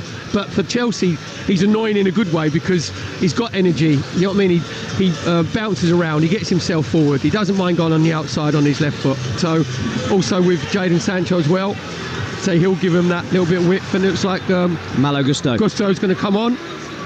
Rocking is that a top knot, or is that a ponytail, or is a... I think it's something that you and I could not achieve. I think hair's very overrated to be fair. Anyway. You've thought that for a good few years, haven't you, Perry? So the Morecambe players are making their way out for the second half, just trying to keep an eye out to see if there's going to be any changes. My personal view would be, why would you change it? Because from what he asked of his team in that first half, they achieved almost perfectly. Yeah, I think what'll happen is you'll see Derek Adams, the Morecambe manager, he'll probably make some changes around about the hour mark, because they've done a lot of defending, they've done a lot of work off the ball. So Chelsea have had 80% possession, and even though it's been in front of Morecambe, you still have to concentrate, you still have to go and get your blocks in. I think Dackers has been really good for Morecambe up front, and Tollett on the right hand side. That's, if they're going to get any joy, I think that's where it will be. And they've got to be clinical, because they're probably going to get maybe 1-2 chances in the second half. But the good thing about it is Derek Adams, the Morecambe manager, will be absolutely delighted and proud of the performance that his players have put on. And he should be. Early goal to tell you about in the second half. Bournemouth have gone 4-1 up against West Brom. Antoine Semenyo off the bench has scored within 2 minutes of the break.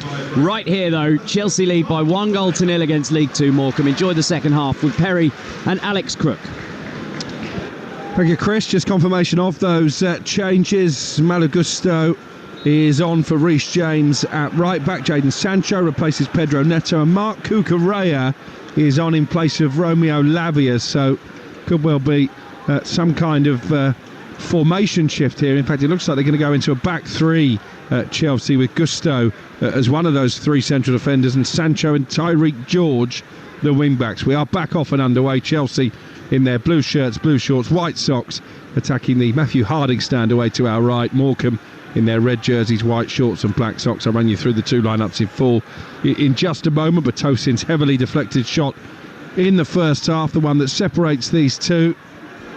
And here's Tosin again, urged to shoot now every time he gets the ball. He plays it forward to Nkunku, and Guiu can't hold it up inside the penalty area, and Morecambe with Hendry have the opportunity to clear, and he does well to find Dackers. Dackers immediately looks to release Tollett down the right hand side, but too much pace on that pass, and it's collected by Jorgensen. So Chelsea with Jorgensen in goal, a back three now of Gusto, Disasi and Tosin. Then you've got two wing backs in Sancho and George. Renato Vega has gone up into central midfield, and you've got João Felix now with Cucurella in midfield as well, and Nkunku in behind Guiu up front. So interesting tactical tweak from Enzo Maresca. Tosin again has the ball 25 yards out. This time he plays it forward with too much weight for Nkunku. It bounces off him and is collected by the goalkeeper. No changes for Morecambe, by the way. Burgoyne in goal, Hendry, Williams, Stott and Tutonda the back four, Jones and White in midfield, Tollett, Songu the captain and Edwards in behind, Dackers up front. Quickly, we said at half time, didn't we, that there was not enough width from Chelsea, because they were doing really, really well in the wide positions, Morecambe, so that's why he's gone into the back three.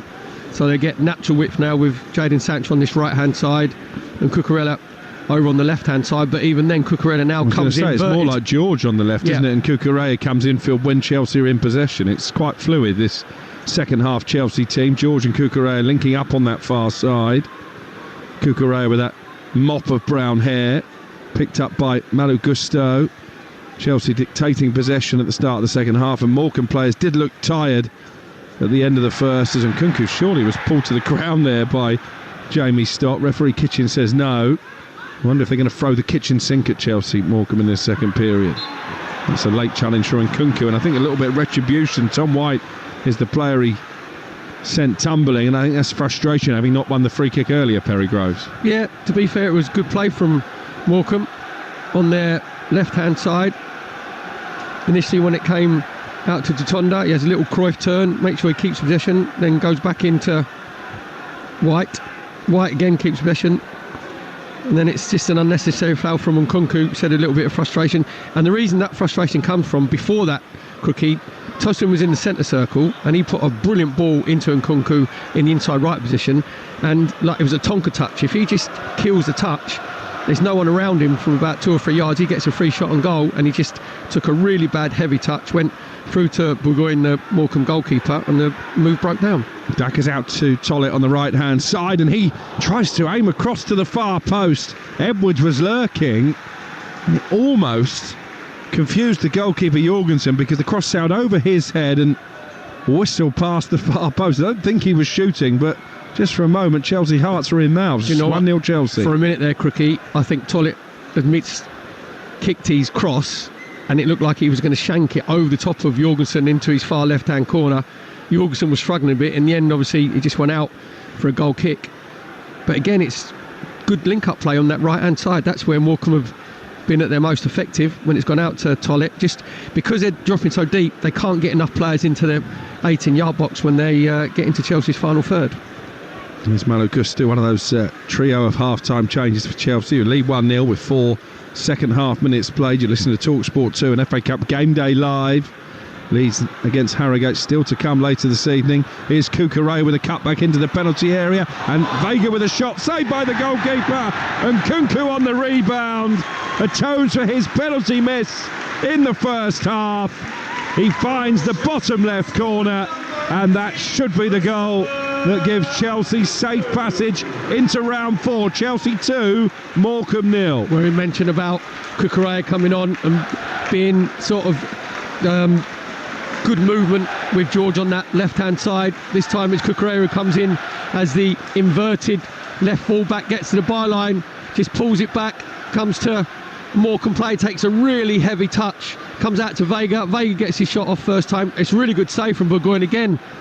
Low down to his left-hand side, and he's actually just parried it out, unfortunately, and Nkunku, as all good centre-forwards do, just making sure nice and lively, and we've just opened up his body and just puts it low down to Burgoyne's left-hand side. Chelsea go 2-0 up. Really good move from Chelsea, and the passing was a lot slicker, Crookie, wasn't it? A lot of 1 and 2 touch passing. Cucurella does really well when he gets to the byline. Actually a really smart finish from Nkunku, his 13th goal of the season, most of them coming in the cup competitions, because there were 2 Morecambe players getting back to try and protect the goal line. He squeezed it beyond them and into the bottom corner. Chelsea double their lead within 5 minutes of the start of the second half. And here they come again. Ball played forward to Tyreek George. Can he keep it in play? No. Goal kick is the decision. And see, that looks identical to me to the incident in the first half when Pedro Neto, I thought, couldn't keep the ball in play. Crossed. It was handled inside the penalty area. The referee gave a penalty, saved by Burgoyne. The Morecambe goalkeeper, beaten twice since then. Once with a heavily deflected shot from Tosin 6 minutes before half time, and now by Nkunku, low to the bottom left 5 minutes into the second half. Chelsea lead 2-0. Cricket, that's all because that change of shape from Enzo Maresca at half time. Would have been happy with the Chelsea performance, so he's gone to the wing backs. Tyreek George giving him the natural width on that left hand side. Dacker's in an offside position as he picks up the ball, left corner of the penalty area. I wonder if Morecambe might be contemplating some changes now themselves. Free kick for Chelsea. Just mentioned about the change of shape, Crookie. That enables, with that natural width now, that enables Cucurella, who's playing basically in the inside left position. That's where the goal came from, because he was able to make that run in that inside channel, because the Morecambe back six were a lot more stretched right across, not just the 18-yard box, but the width of the pitch. So there's more gaps and holes that appear. Jordan Slew, who's scored in each of the previous 2 rounds of the FA Cup, is going to come on, the 6'3" centre forward. I wonder if it'll be a direct swap for Dackers, or maybe if Derek Adams might go with 2 up front to try and get back in this game. Morecambe with League 2 trailing 2-0, cross into their penalty areas, overcooked and out for a goal kick. Jordan Slew, one of 2 survivors from the game here behind closed doors during that COVID season of 2021. Chelsea 4-0 winners on that occasion in the 3rd round.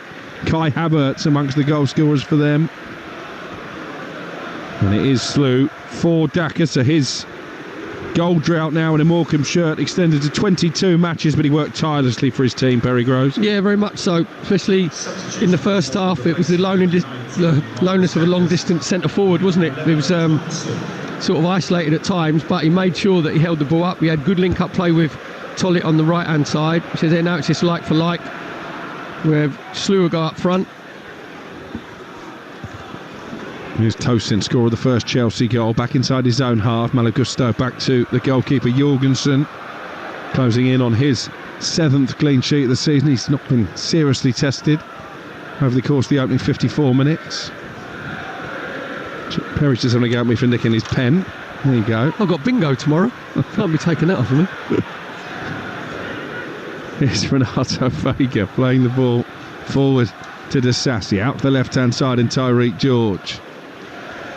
Chelsea passing the ball around neatly. João Felix, who was their best player in the first half, back to Disasi, and then the ball too heavy into the area is collected by Burgoyne, the goalkeeper, and he bowls it out to the left-hand side, and Jamie Stott, the centre-back.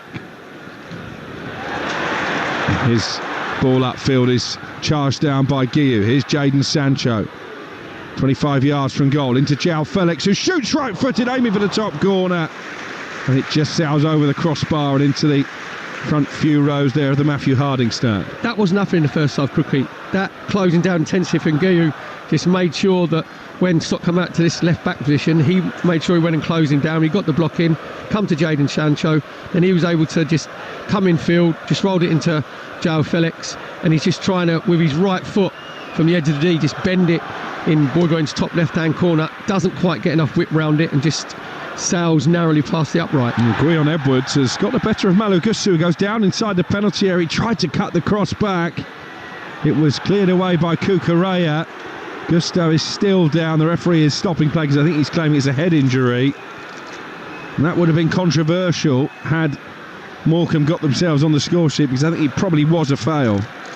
I think he's lost one of his hair clips, actually, Gusto, because he's not hurt, Crookie. Honestly, he's not. I'll wager, right, that he'll be up and he'll be okay. But what he's done, Andrew Kitchen, the referee, he's actually fallen for it, because Gusto, you would say that he's been a bit cute, like going down, holding his top knot, because it wasn't a foul from Edwards. Edward did really well to get away from him, to get his cross in. Then all of a sudden, he goes down, the referee stops the game. Morecambe lose their momentum, Chelsea regain the ball. Chelsea looking to get back to winning ways after 4 successive games without a victory in the Premier League.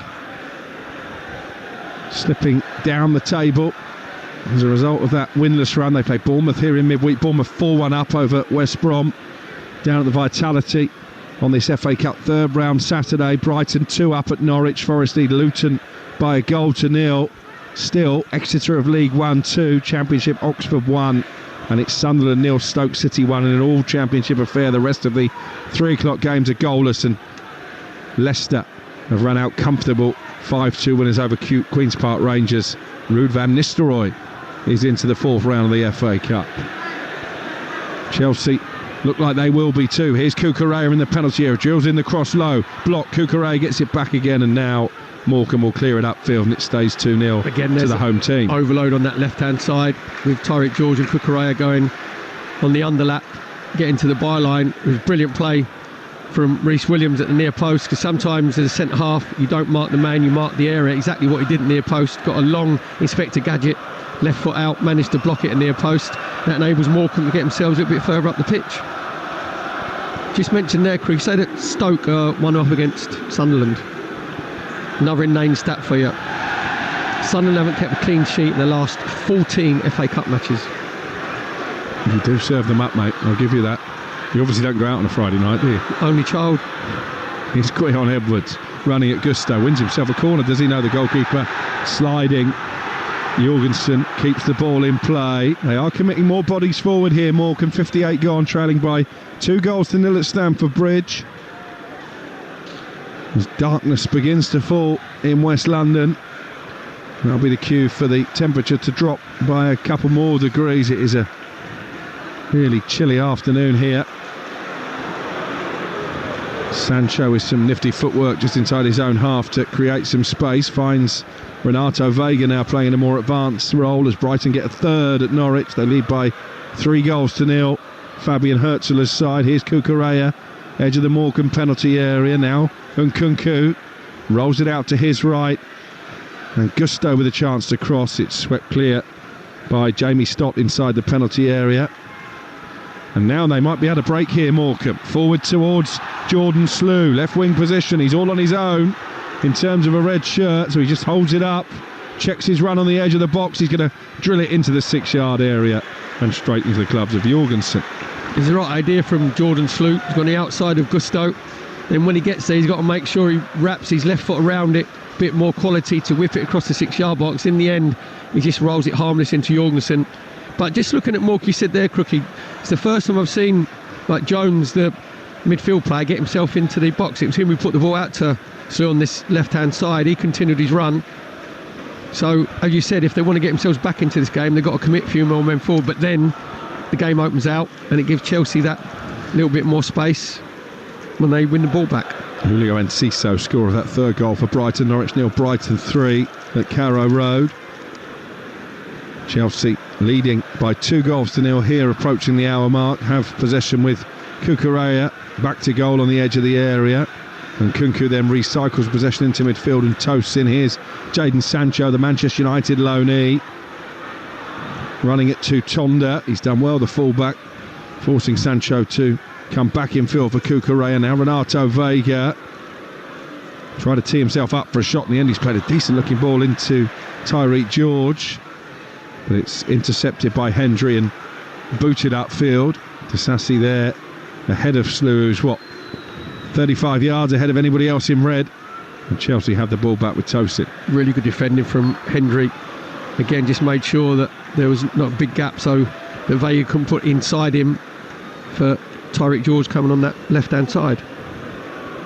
And we're listening to FA Cup Game Day live on Talksport 2. Perry Groves, former semi-finalist in this competition back in 91 with Arsenal, alongside me, Alex Crook. Do you have to mention that?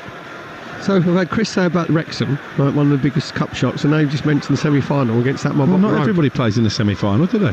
First ever one at Wembley. There you go. Changed the game, went on. I didn't mention you lost it, did I? Here's Cucurella, shoots from the edge of the area.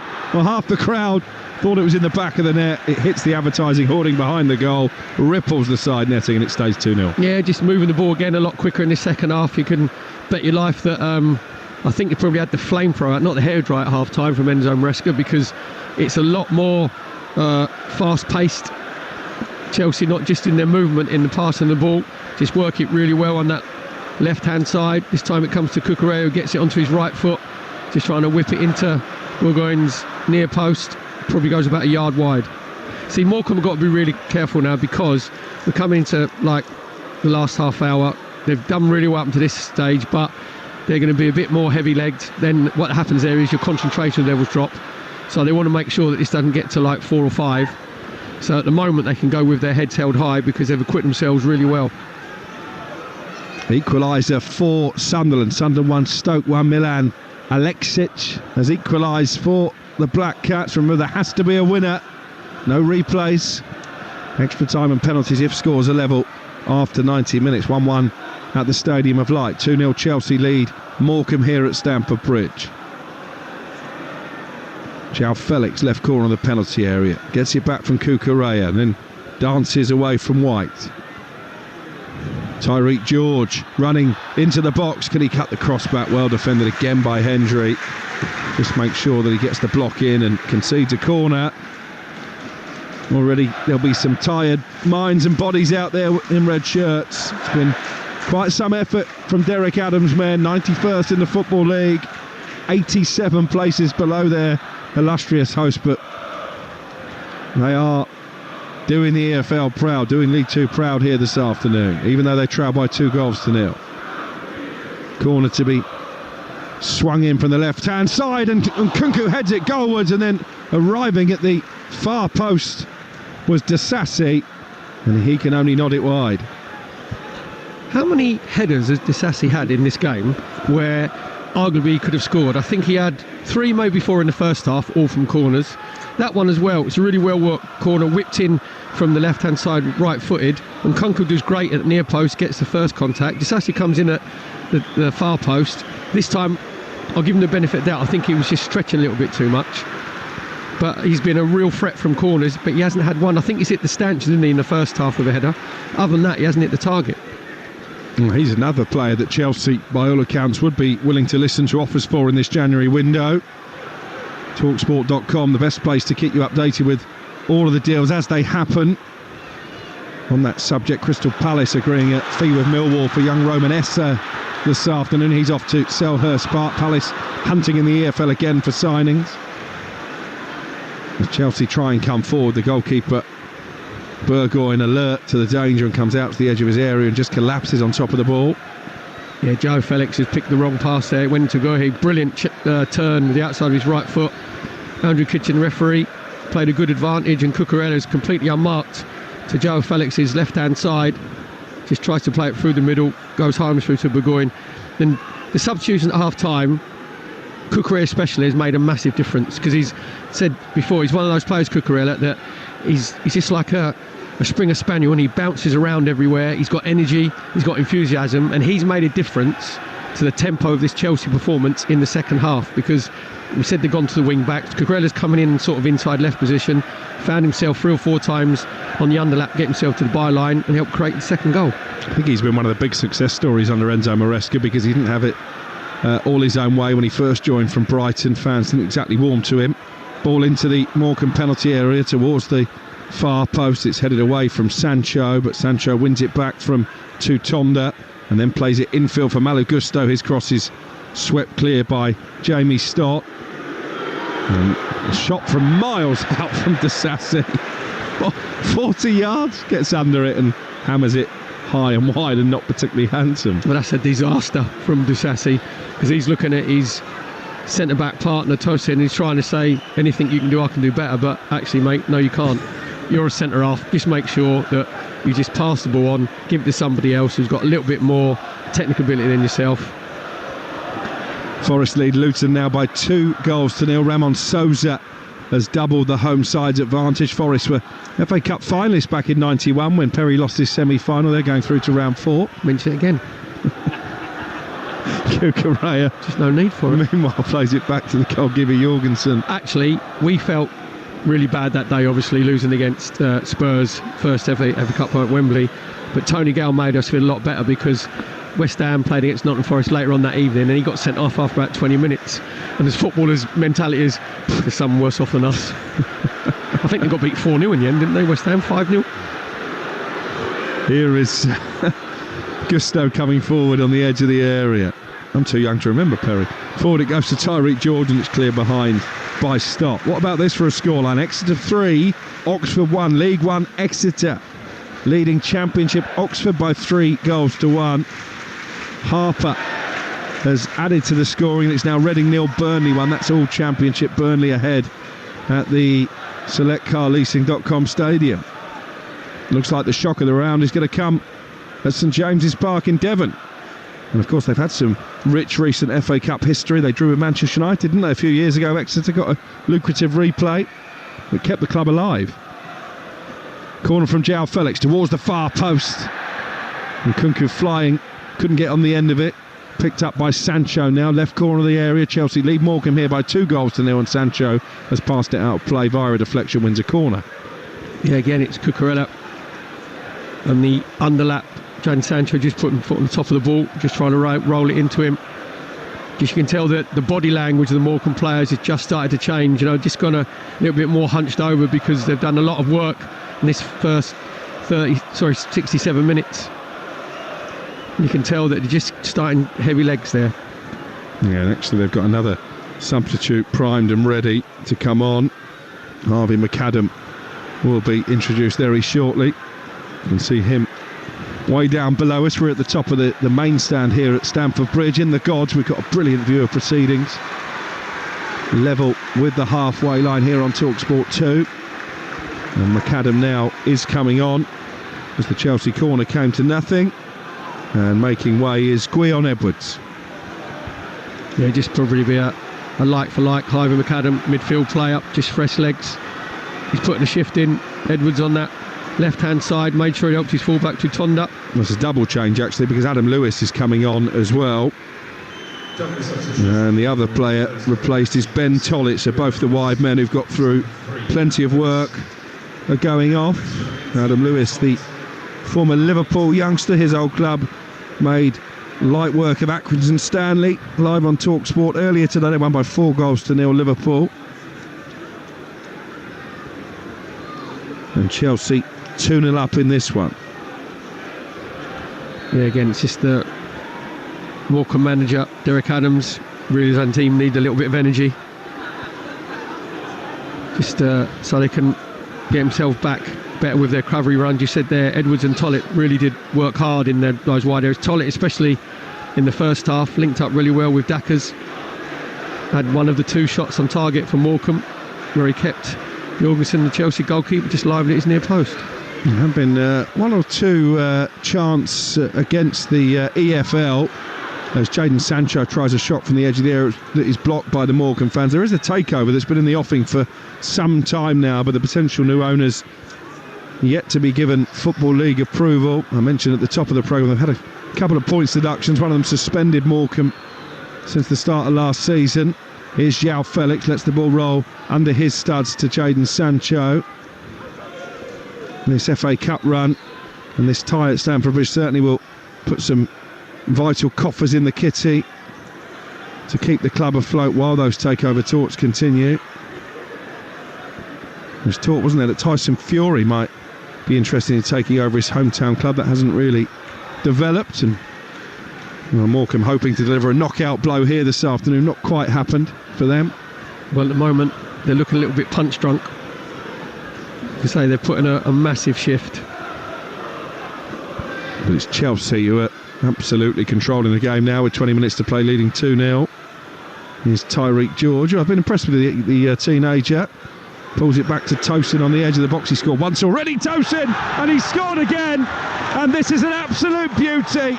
A right foot curler from 25 yards out into the top corner. Tosin at the double. Chelsea into round 4. And that is definitely the knockout blow now. Chelsea 3, Morecambe 0. That's a brilliant technique from Tosin. We said about his centre-half partner Disassi smashing one about 40 yards over the bar. That all happened, Crookie, because we said about Morecambe getting tired. Instead of defending on the edge of the 18-yard box, they've dropped deeper and deeper, and then they were probably defending in between the 6-yard box and the penalty spot. That means they can't get out to Tosin quick enough. Just with his right foot, just gets it out of his feet. He has looked to see where Burgoyne is, and then with the instep of his right foot, he just whips it and bends it. Gives Burgoyne absolutely no chance whatsoever. Burgoyne is actually in the middle of the goal. He thinks that maybe Tosin's going to try and bend it to his top left. He doesn't. He whips it back across him. Gives him absolutely no chance. Brilliant technique from Tosin, the centre half. Chelsea go 3.5 at Stamford Bridge. Now Morecambe have got to be very, very careful, because this could end up, as I said, it could be 5 or 6. They don't deserve to get beaten 5 or 6, but because of the amount of chasing they've been doing off the ball, and to say they're sitting deeper and deeper, that's why Tosin's been able to smash it high to Burgoyne's right hand side. And what chance a Tosin hat-trick with 20 minutes to go. Not too many people would have had money on that at the start of the afternoon. Chelsea 3, Morecambe 0. Tosin's got 2 of them.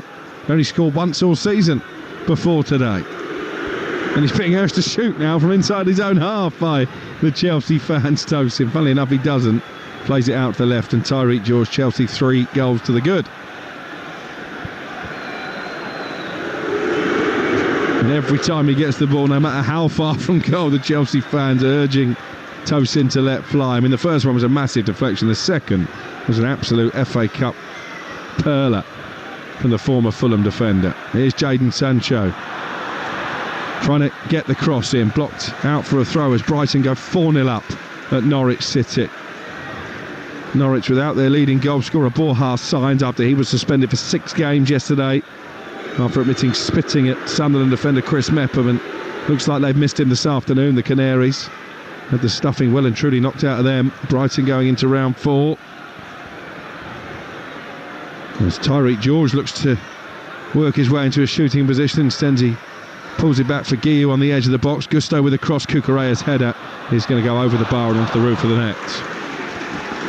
You are listening to Chelsea Morecambe in the FA Cup on Talksport 2 with Carling, the official beer partner of the Emirates FA Cup. 18 plus. Please drink responsibly. Chelsea leading 3-0. Solly March has got the 4th for Brighton, just recently back from a long injury layoff. He actually missed a penalty in an FA Cup semi-final against Manchester United in a shootout, but he's on the score sheet in round 3, March. And Reading have equalised against Burnley in that all-championship tie. Lewis Wing with the leveller for the Royals. 1-1 in that game. 3-0 Chelsea lead here. We got 17 minutes to play. 2 from Tosin. The first took a huge deflection. The second, a brilliant shot from 25 yards out. Christopher Nkunku scoring in between, having missed a penalty in the first half. And Perry's right, this is going to be a long final 17 minutes for the team from League 2. The only thing that might save them is the Chelsea players know that obviously they've got 2 more games coming up, and they Bournemouth and Wolves in the space of like 9 days. So sometimes you're 3-0 up, you tend to coast a little bit. There's Tutonda coming forward down the left for Morecambe, and they get a goal for their travelling supporters. There's not a bad cross, and the goalkeeper made a real hash of it, Jorgensen, and they were flying in the red shirt. I think it was Sloot who almost poked it home. Here come Chelsea on the counter. Cucurella leading the charge forward into Tyreek George. George cuts the ball back to the edge of the area. Felix with a shot into the bottom corner. Chelsea have their fourth, and it's a deserved goal from João Felix. He was the best player on the pitch in the first half. Haven't seen so much of him in the second, but it's a really crisp finish into the bottom corner, and it's now turning into the drought that maybe we expected. It's Chelsea 4, Morecambe 0. That all started, Crookie, because Morecambe had committed players in the box on the left-hand side. Well, Lewis got his cross in. Jorgensen missed it completely, went for his legs. Then with a nanosecond, it's out on the left-hand side. Tariq George just puts it into João Felix, and João Felix gets it onto his right foot, probably about 20 yards out. I think Burgoyne might have been unsighted because there wasn't a lot of pace on the shot, Crookie, was there? It was like a P-roller where it goes all along the floor, goes low down to Burgoyne's right-hand side. Yeah, just looking, and maybe the goalkeeper can move his feet a little bit better because it goes in about 1.5 yards from the post. So I think that the goalkeeper's at fault for that one, for as well as what he's played in this whole game, because he actually pulls his right arm away from it where he should be moving his feet a bit quicker. I think it went through a defender's legs as well. Initially, if it had taken a deflection, it didn't. But I think the defender maybe blocked the goalkeeper's view. I think he deserves the benefit of the doubt, Burgoyne, for the saves that he made in the first half, not least that penalty from Nkunku.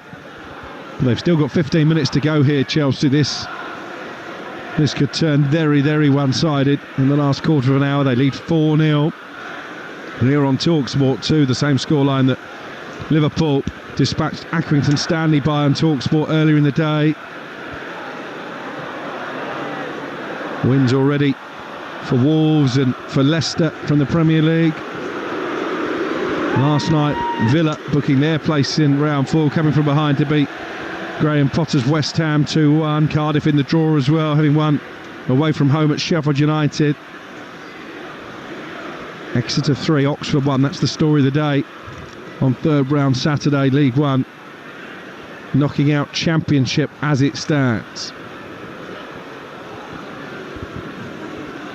Chelsea held at bay by Morecambe until the 39th minute in this one, but now it's the one-sided scoreline that perhaps was always likely. Here's Cucurella. Certainly he's made a big impact since coming off the bench at half-time. Felix trying to score a second and scoring a second, and it's even better than the first. Brilliant footwork on the left corner of the penalty area to work the space for a shot, and then he's curled a beauty beyond Burgoyne into the far corner. Well, that's what you get for 45 million quid. And Chelsea have a fifth. Chelsea 5, Morecambe 0. Well, that's Felix the cap, because that is actually purred into Burgoyne's top left-hand corner. Again, it's Morecambe just sitting a little bit deeper. Just the ball comes out to Felix on the edge of the 18-yard box on that left-hand side, gets it onto his right foot, then just starts it a yard outside Burgoyne's left-hand post, gives him absolutely no chance.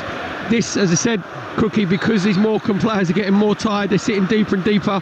With the class that Chelsea have and the technique that their players have, this could be really dangerous, because again, that's the third goal from outside the 18-yard box, and you can bet your life that at half-time, Enzo Maresca have said, obviously, made his 3 substitutions, move the ball a bit quicker, which they have done, and then get your shots away quicker, which they have done. Here's Slew at the other end, into the penalty area, tries to pull it back. It was Adam Lewis who made the darting run. It's blocked behind for what I think is Morecambe's first corner, not just in the second half, I think of the game.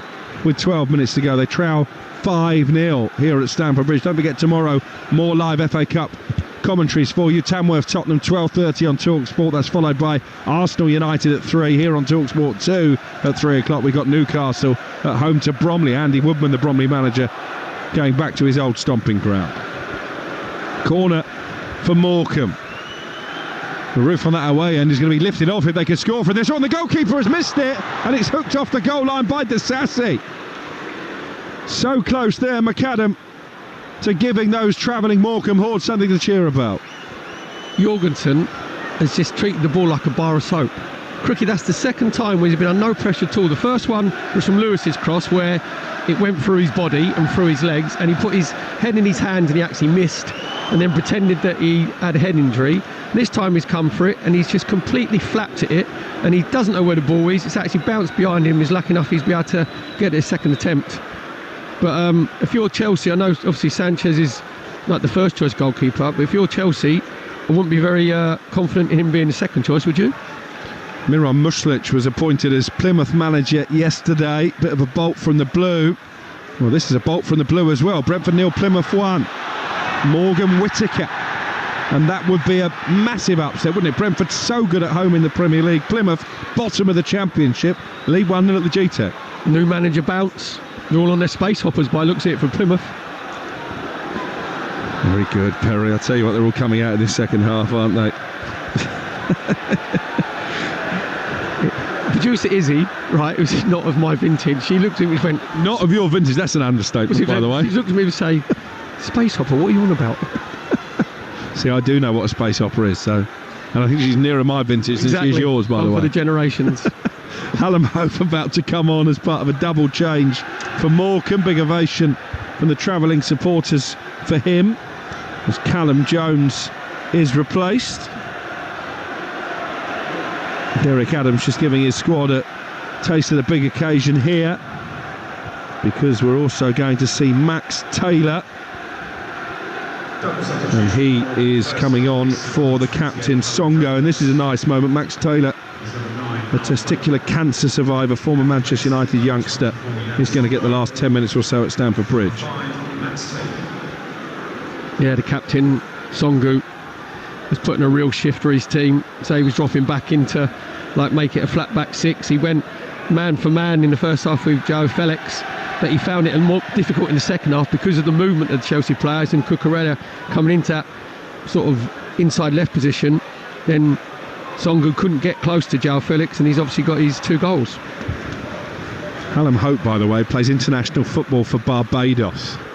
That's not a bad little trick, is it? Every international lads, break. I've just got to fly off for a couple of weeks. Say to him, it's my job. I've got to go. I'm really sorry.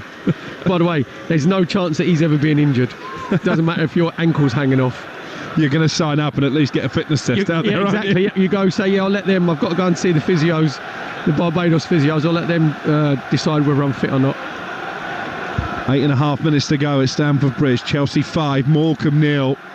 Not really a scoreline that reflects the first half, but Chelsea so dominant in the second.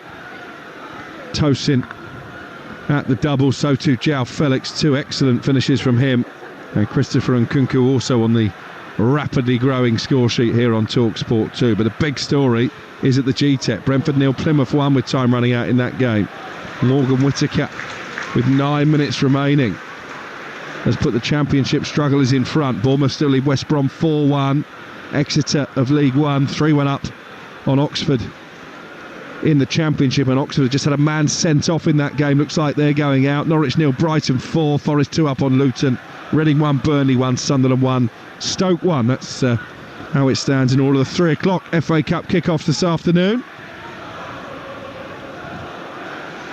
If you're a Morecambe player now, Perry, you're just desperate for the full-time whistle? Yeah, very much so. I did get that feeling, didn't you, in the second half, with Chelsea up their game a little bit. You didn't want it to end up like sort of 4 and 5, because Morecambe have quit himself really well. And in the end, it just comes down to better players having technique, moving the ball a bit quicker in the second half. That didn't enable Morecambe to get their shape across the 6-yard box, the 18-yard box, that sort of flat back 6. And then when they dropped deeper and deeper, you had the players with the level of Tosin and Joao Felix smashing 3 goals in from outside the 18-yard box. I was listening to Dean Ashton actually driving in. He was on co-commentary at Anfield, Accrington Stanley, the visitors there, and he was saying basically if you're Accrington Stanley player, you're up against Liverpool. If they play to their capability, you've got no chance. And I think that's been the case here as well. Sancho to the far post, looking for Felix on a hat-trick, headed behind for a corner. Yeah, nice little ball in from there. Jadon Sancho just trying to feed it into the far post. Well, Chelsea about to take a corner. Let's get to Ellen Road. Leeds against Harrogate is our next live commentary on Talksport 2. Adam Bridge has the teams. Yeah, Daniel Farker makes 8 changes from the draw at Hull. Darlow, Stroik, Ramazani, Joseph, Byram, Nonto, Schmidt and Guilavoge all start. Harrogate name an unchanged side from last week's win over Barrow, their first win since they beat Gameborough Trinity in round 2 of the FA Cup at the beginning of December. Cheers, Adam. That game hot on the heels of events here at Stamford Bridge. Chelsea with the corner, which is well dealt with by the Morecambe defence. Malo Gusto, last man back, plays it back to Jorgensen, his goalkeeper. And he's going to play it right-footed out to the left-hand side and straight out of play. I mean, for a goalkeeper whose team are winning 5-0, he's not really had a save to make. It's not been a great afternoon, has it, for Jorgensen? He's had a really poor game, because what you make sure, if you're coming in, you've got to make sure that you do your job and you don't make many mistakes. And when you go back and analyse it, I said about the one went through his body, one went, he'd come out to catch, and he missed it completely. And there he just snap-hooked one straight out of play. But you're talking about the difference in the game. When Morecambe attacked, I looked at the Chelsea players. There were 6 Morecambe players that didn't have any energy to get out, even to the halfway line. So the 6 Chelsea players went, oh, we'll just jog, we'll be all right, we'll win the ball back in a minute, and then we'll have a 6v6. I want another corner, and you could hear the Morecambe fans are laying every pass there. Chitonda with a cross, blocked with the slide challenge from Gusto. And you do feel if they are to get on the score sheet in front of those 3,000 travelling fans, then maybe these set pieces are the best chance to do it. Corner to be whipped in by Adam Lewis on the left-hand side. Well, the 2 goals they scored against Tranmere in their last victory, they both came from corners. Lewis with a delivery. Goalkeeper thought about coming, stayed back on his line. Hendry with a shot, right-footed volley, and he's found the second tier of the shed end. Fair to say he's not as good a striker of the ball as his dad was. Well, I think Hendry there needs to chalk his boot, because he's just completely skewed it, smashed it over the crossbar. The good thing about it is it gives the Morecambe players a chance to get back into their team shape defensively. Takes some doing actually to find that second tier. 5-0 Chelsea lead. We've got 4.5 minutes to play here on Talksport 2 on this FA Cup third round Saturday. You know, we get all the stats, don't we, now, and like the assists and the assists for assists. If you look at Tosin's goal where he smashed it in from 25 yards, and João Felix, his first goal, it goes a Piro along the floor, Tyrick George gets 2 assists for that. The first one for Tosin definitely isn't an assist, is it? No. Where you just pass it to someone 3 yards. Should have an asterisk beside it. I think you're right. Maybe you should start a campaign for that. Yeah, that'll go down well. We've got a list. It's me and you. Tosin out to the right-hand side. You've got 2 Chelsea players, him and João Felix, who might both fancy a hat-trick in the last 3.5 minutes here. Gusto trying to thread a ball through to Cucurella. Sliding challenge there from Jamie Stott, gets it clear. Here's Tosin. Forward to Nkunku.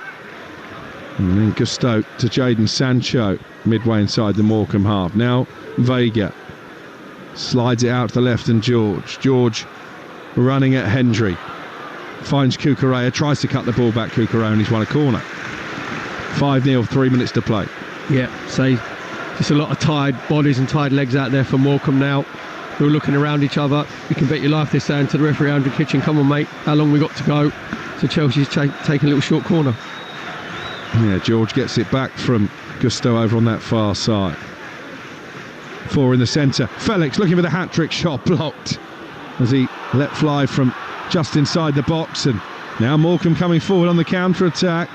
Their fans all on their feet away to our left. It's with Chitonda. Oh, that's not a bad ball either. Hallam Hope with a chance for Morecambe. And he shoots tamely straight into the arms of Jorgensen from a very acute angle. I think he could have taken a touch there and maybe given himself a better angle, Perry. It was a great ball from Chitonda. It's the hope that kills you, because as he's gone through, it's really good play on the left-hand side. Hallam Hope gets himself unmarked completely, and he didn't have any conviction, Crookie, did he? Because as he got in there, if he's going to do anything, he's got to go and try and whip it across Jorgensen and bend it outside the far left-hand post, and he just rolls it straight to him. Well, the pass back there to Tosin has been intercepted by Hope, and he's into the penalty area again here. Right-footed effort blocked, comes to the edge of the penalty area and blazed over the bar by McAdam. Rush of blood from the Morecambe substitute, and it stays 5-0 to Chelsea. Yeah, Gusto just apologises to his Chelsea teammates. He gave the ball away. Again, it comes to Hope. Just marauding down this left-hand side, gets to the edge of the 18-yard box, then has a shot, gets blocked, comes to McAdam. As it comes to him, you actually think at least get the shot on target. Cook, in a nutshell, that's the difference between the quality of the players, because João Felix gets a chance and so does Tosin, and they smash it into the top corner. It comes out to Hope and McAdam, That sounds like a solicitor's firm, actually, doesn't it? Hope and McAdam. But neither of them actually get their shot away. Daniel Jefferson's got his shot away for Bournemouth. They lead to West Brom by 5-1. He's just been recalled from a loan spell at Watford because of the injuries to their two main strikers, Evan Nilsson and Unal, and he has made a goal-scoring return to Vitality. 5-1 to the Premier League side. Still Forest 2, Luton 0. In fact, that's full time at the City Ground, so Nottingham Forest safely into round 4.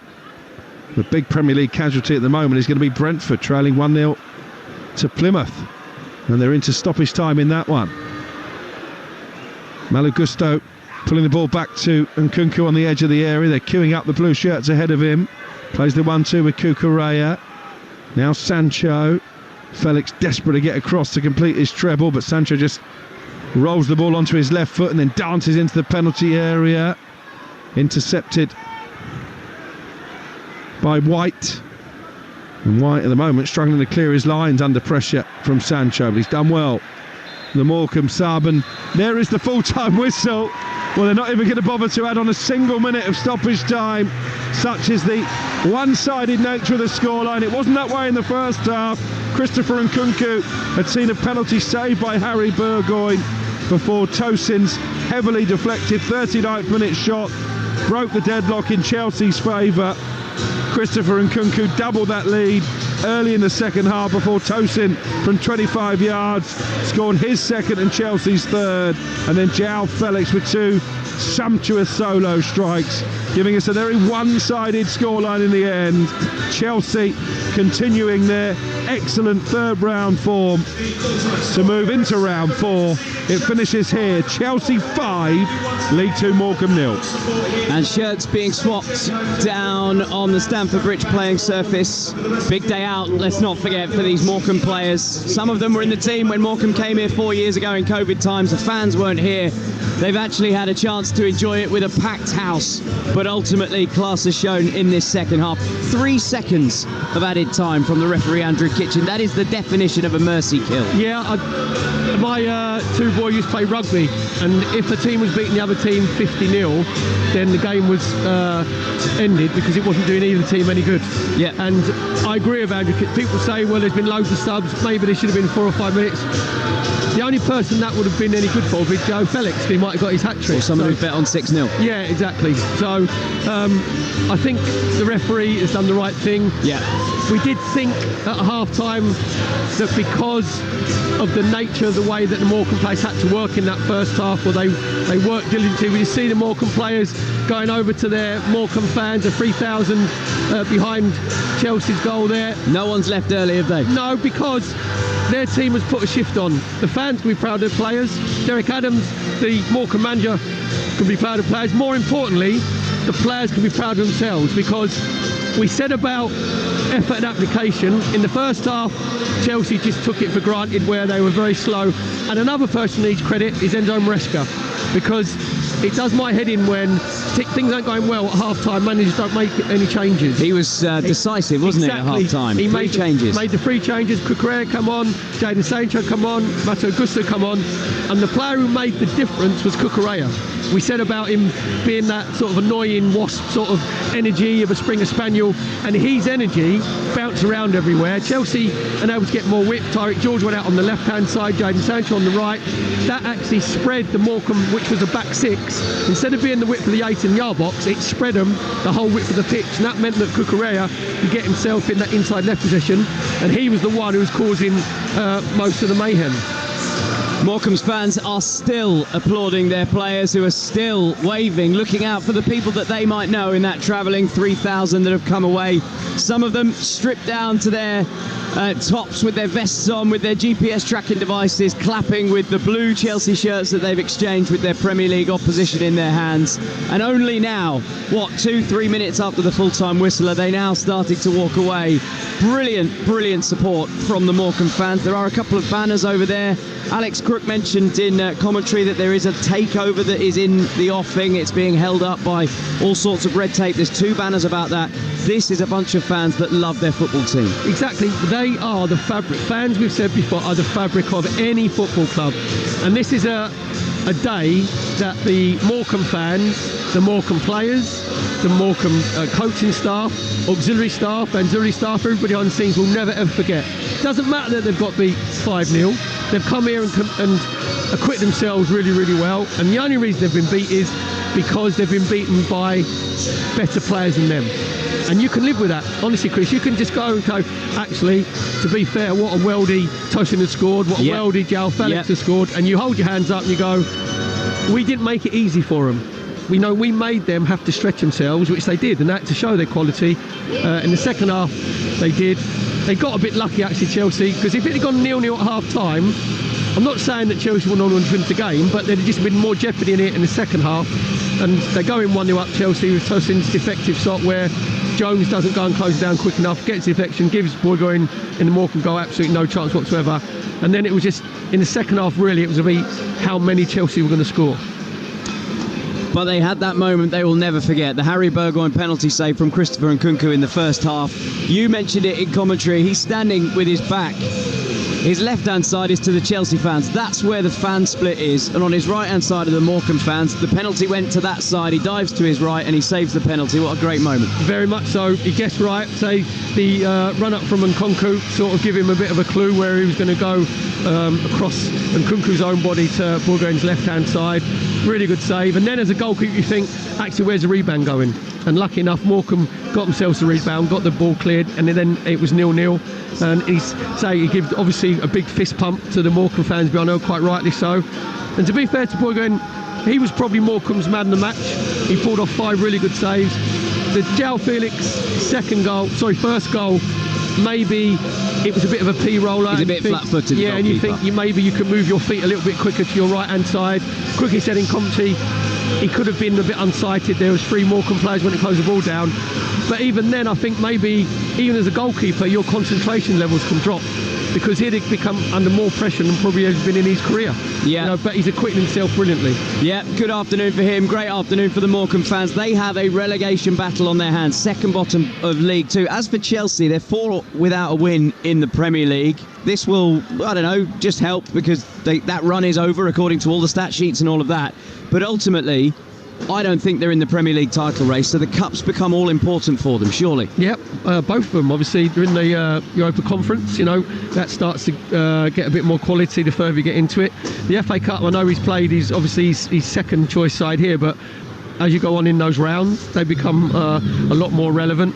And I say Enzo Maresca, I think, deserves a lot of credit for the substitutions that he made in that second half, because managers can sometimes influence games, and it's exactly what he did. João Felix, obviously scoring his 2 goals, has put his hands up, for pushing in for like a first team place. Tosin is probably, first choice at centre half anyway, gets his worldie. So there's a lot of plus points, but big games coming up for Chelsea. Bournemouth here, obviously at home, and then next Monday against Wolves, so they need to get themselves back on track in the Premier League, because they want to get themselves in them Champions League positions. Yeah, Cole Palmer's had a cold afternoon. He was on the bench unused, but we'll see him against Bournemouth in midweek. So Chelsea took a bit of time. They got started in the end and ultimately rolled over Morecambe of League 2 by 5-0. So no cup set here at Stamford Bridge.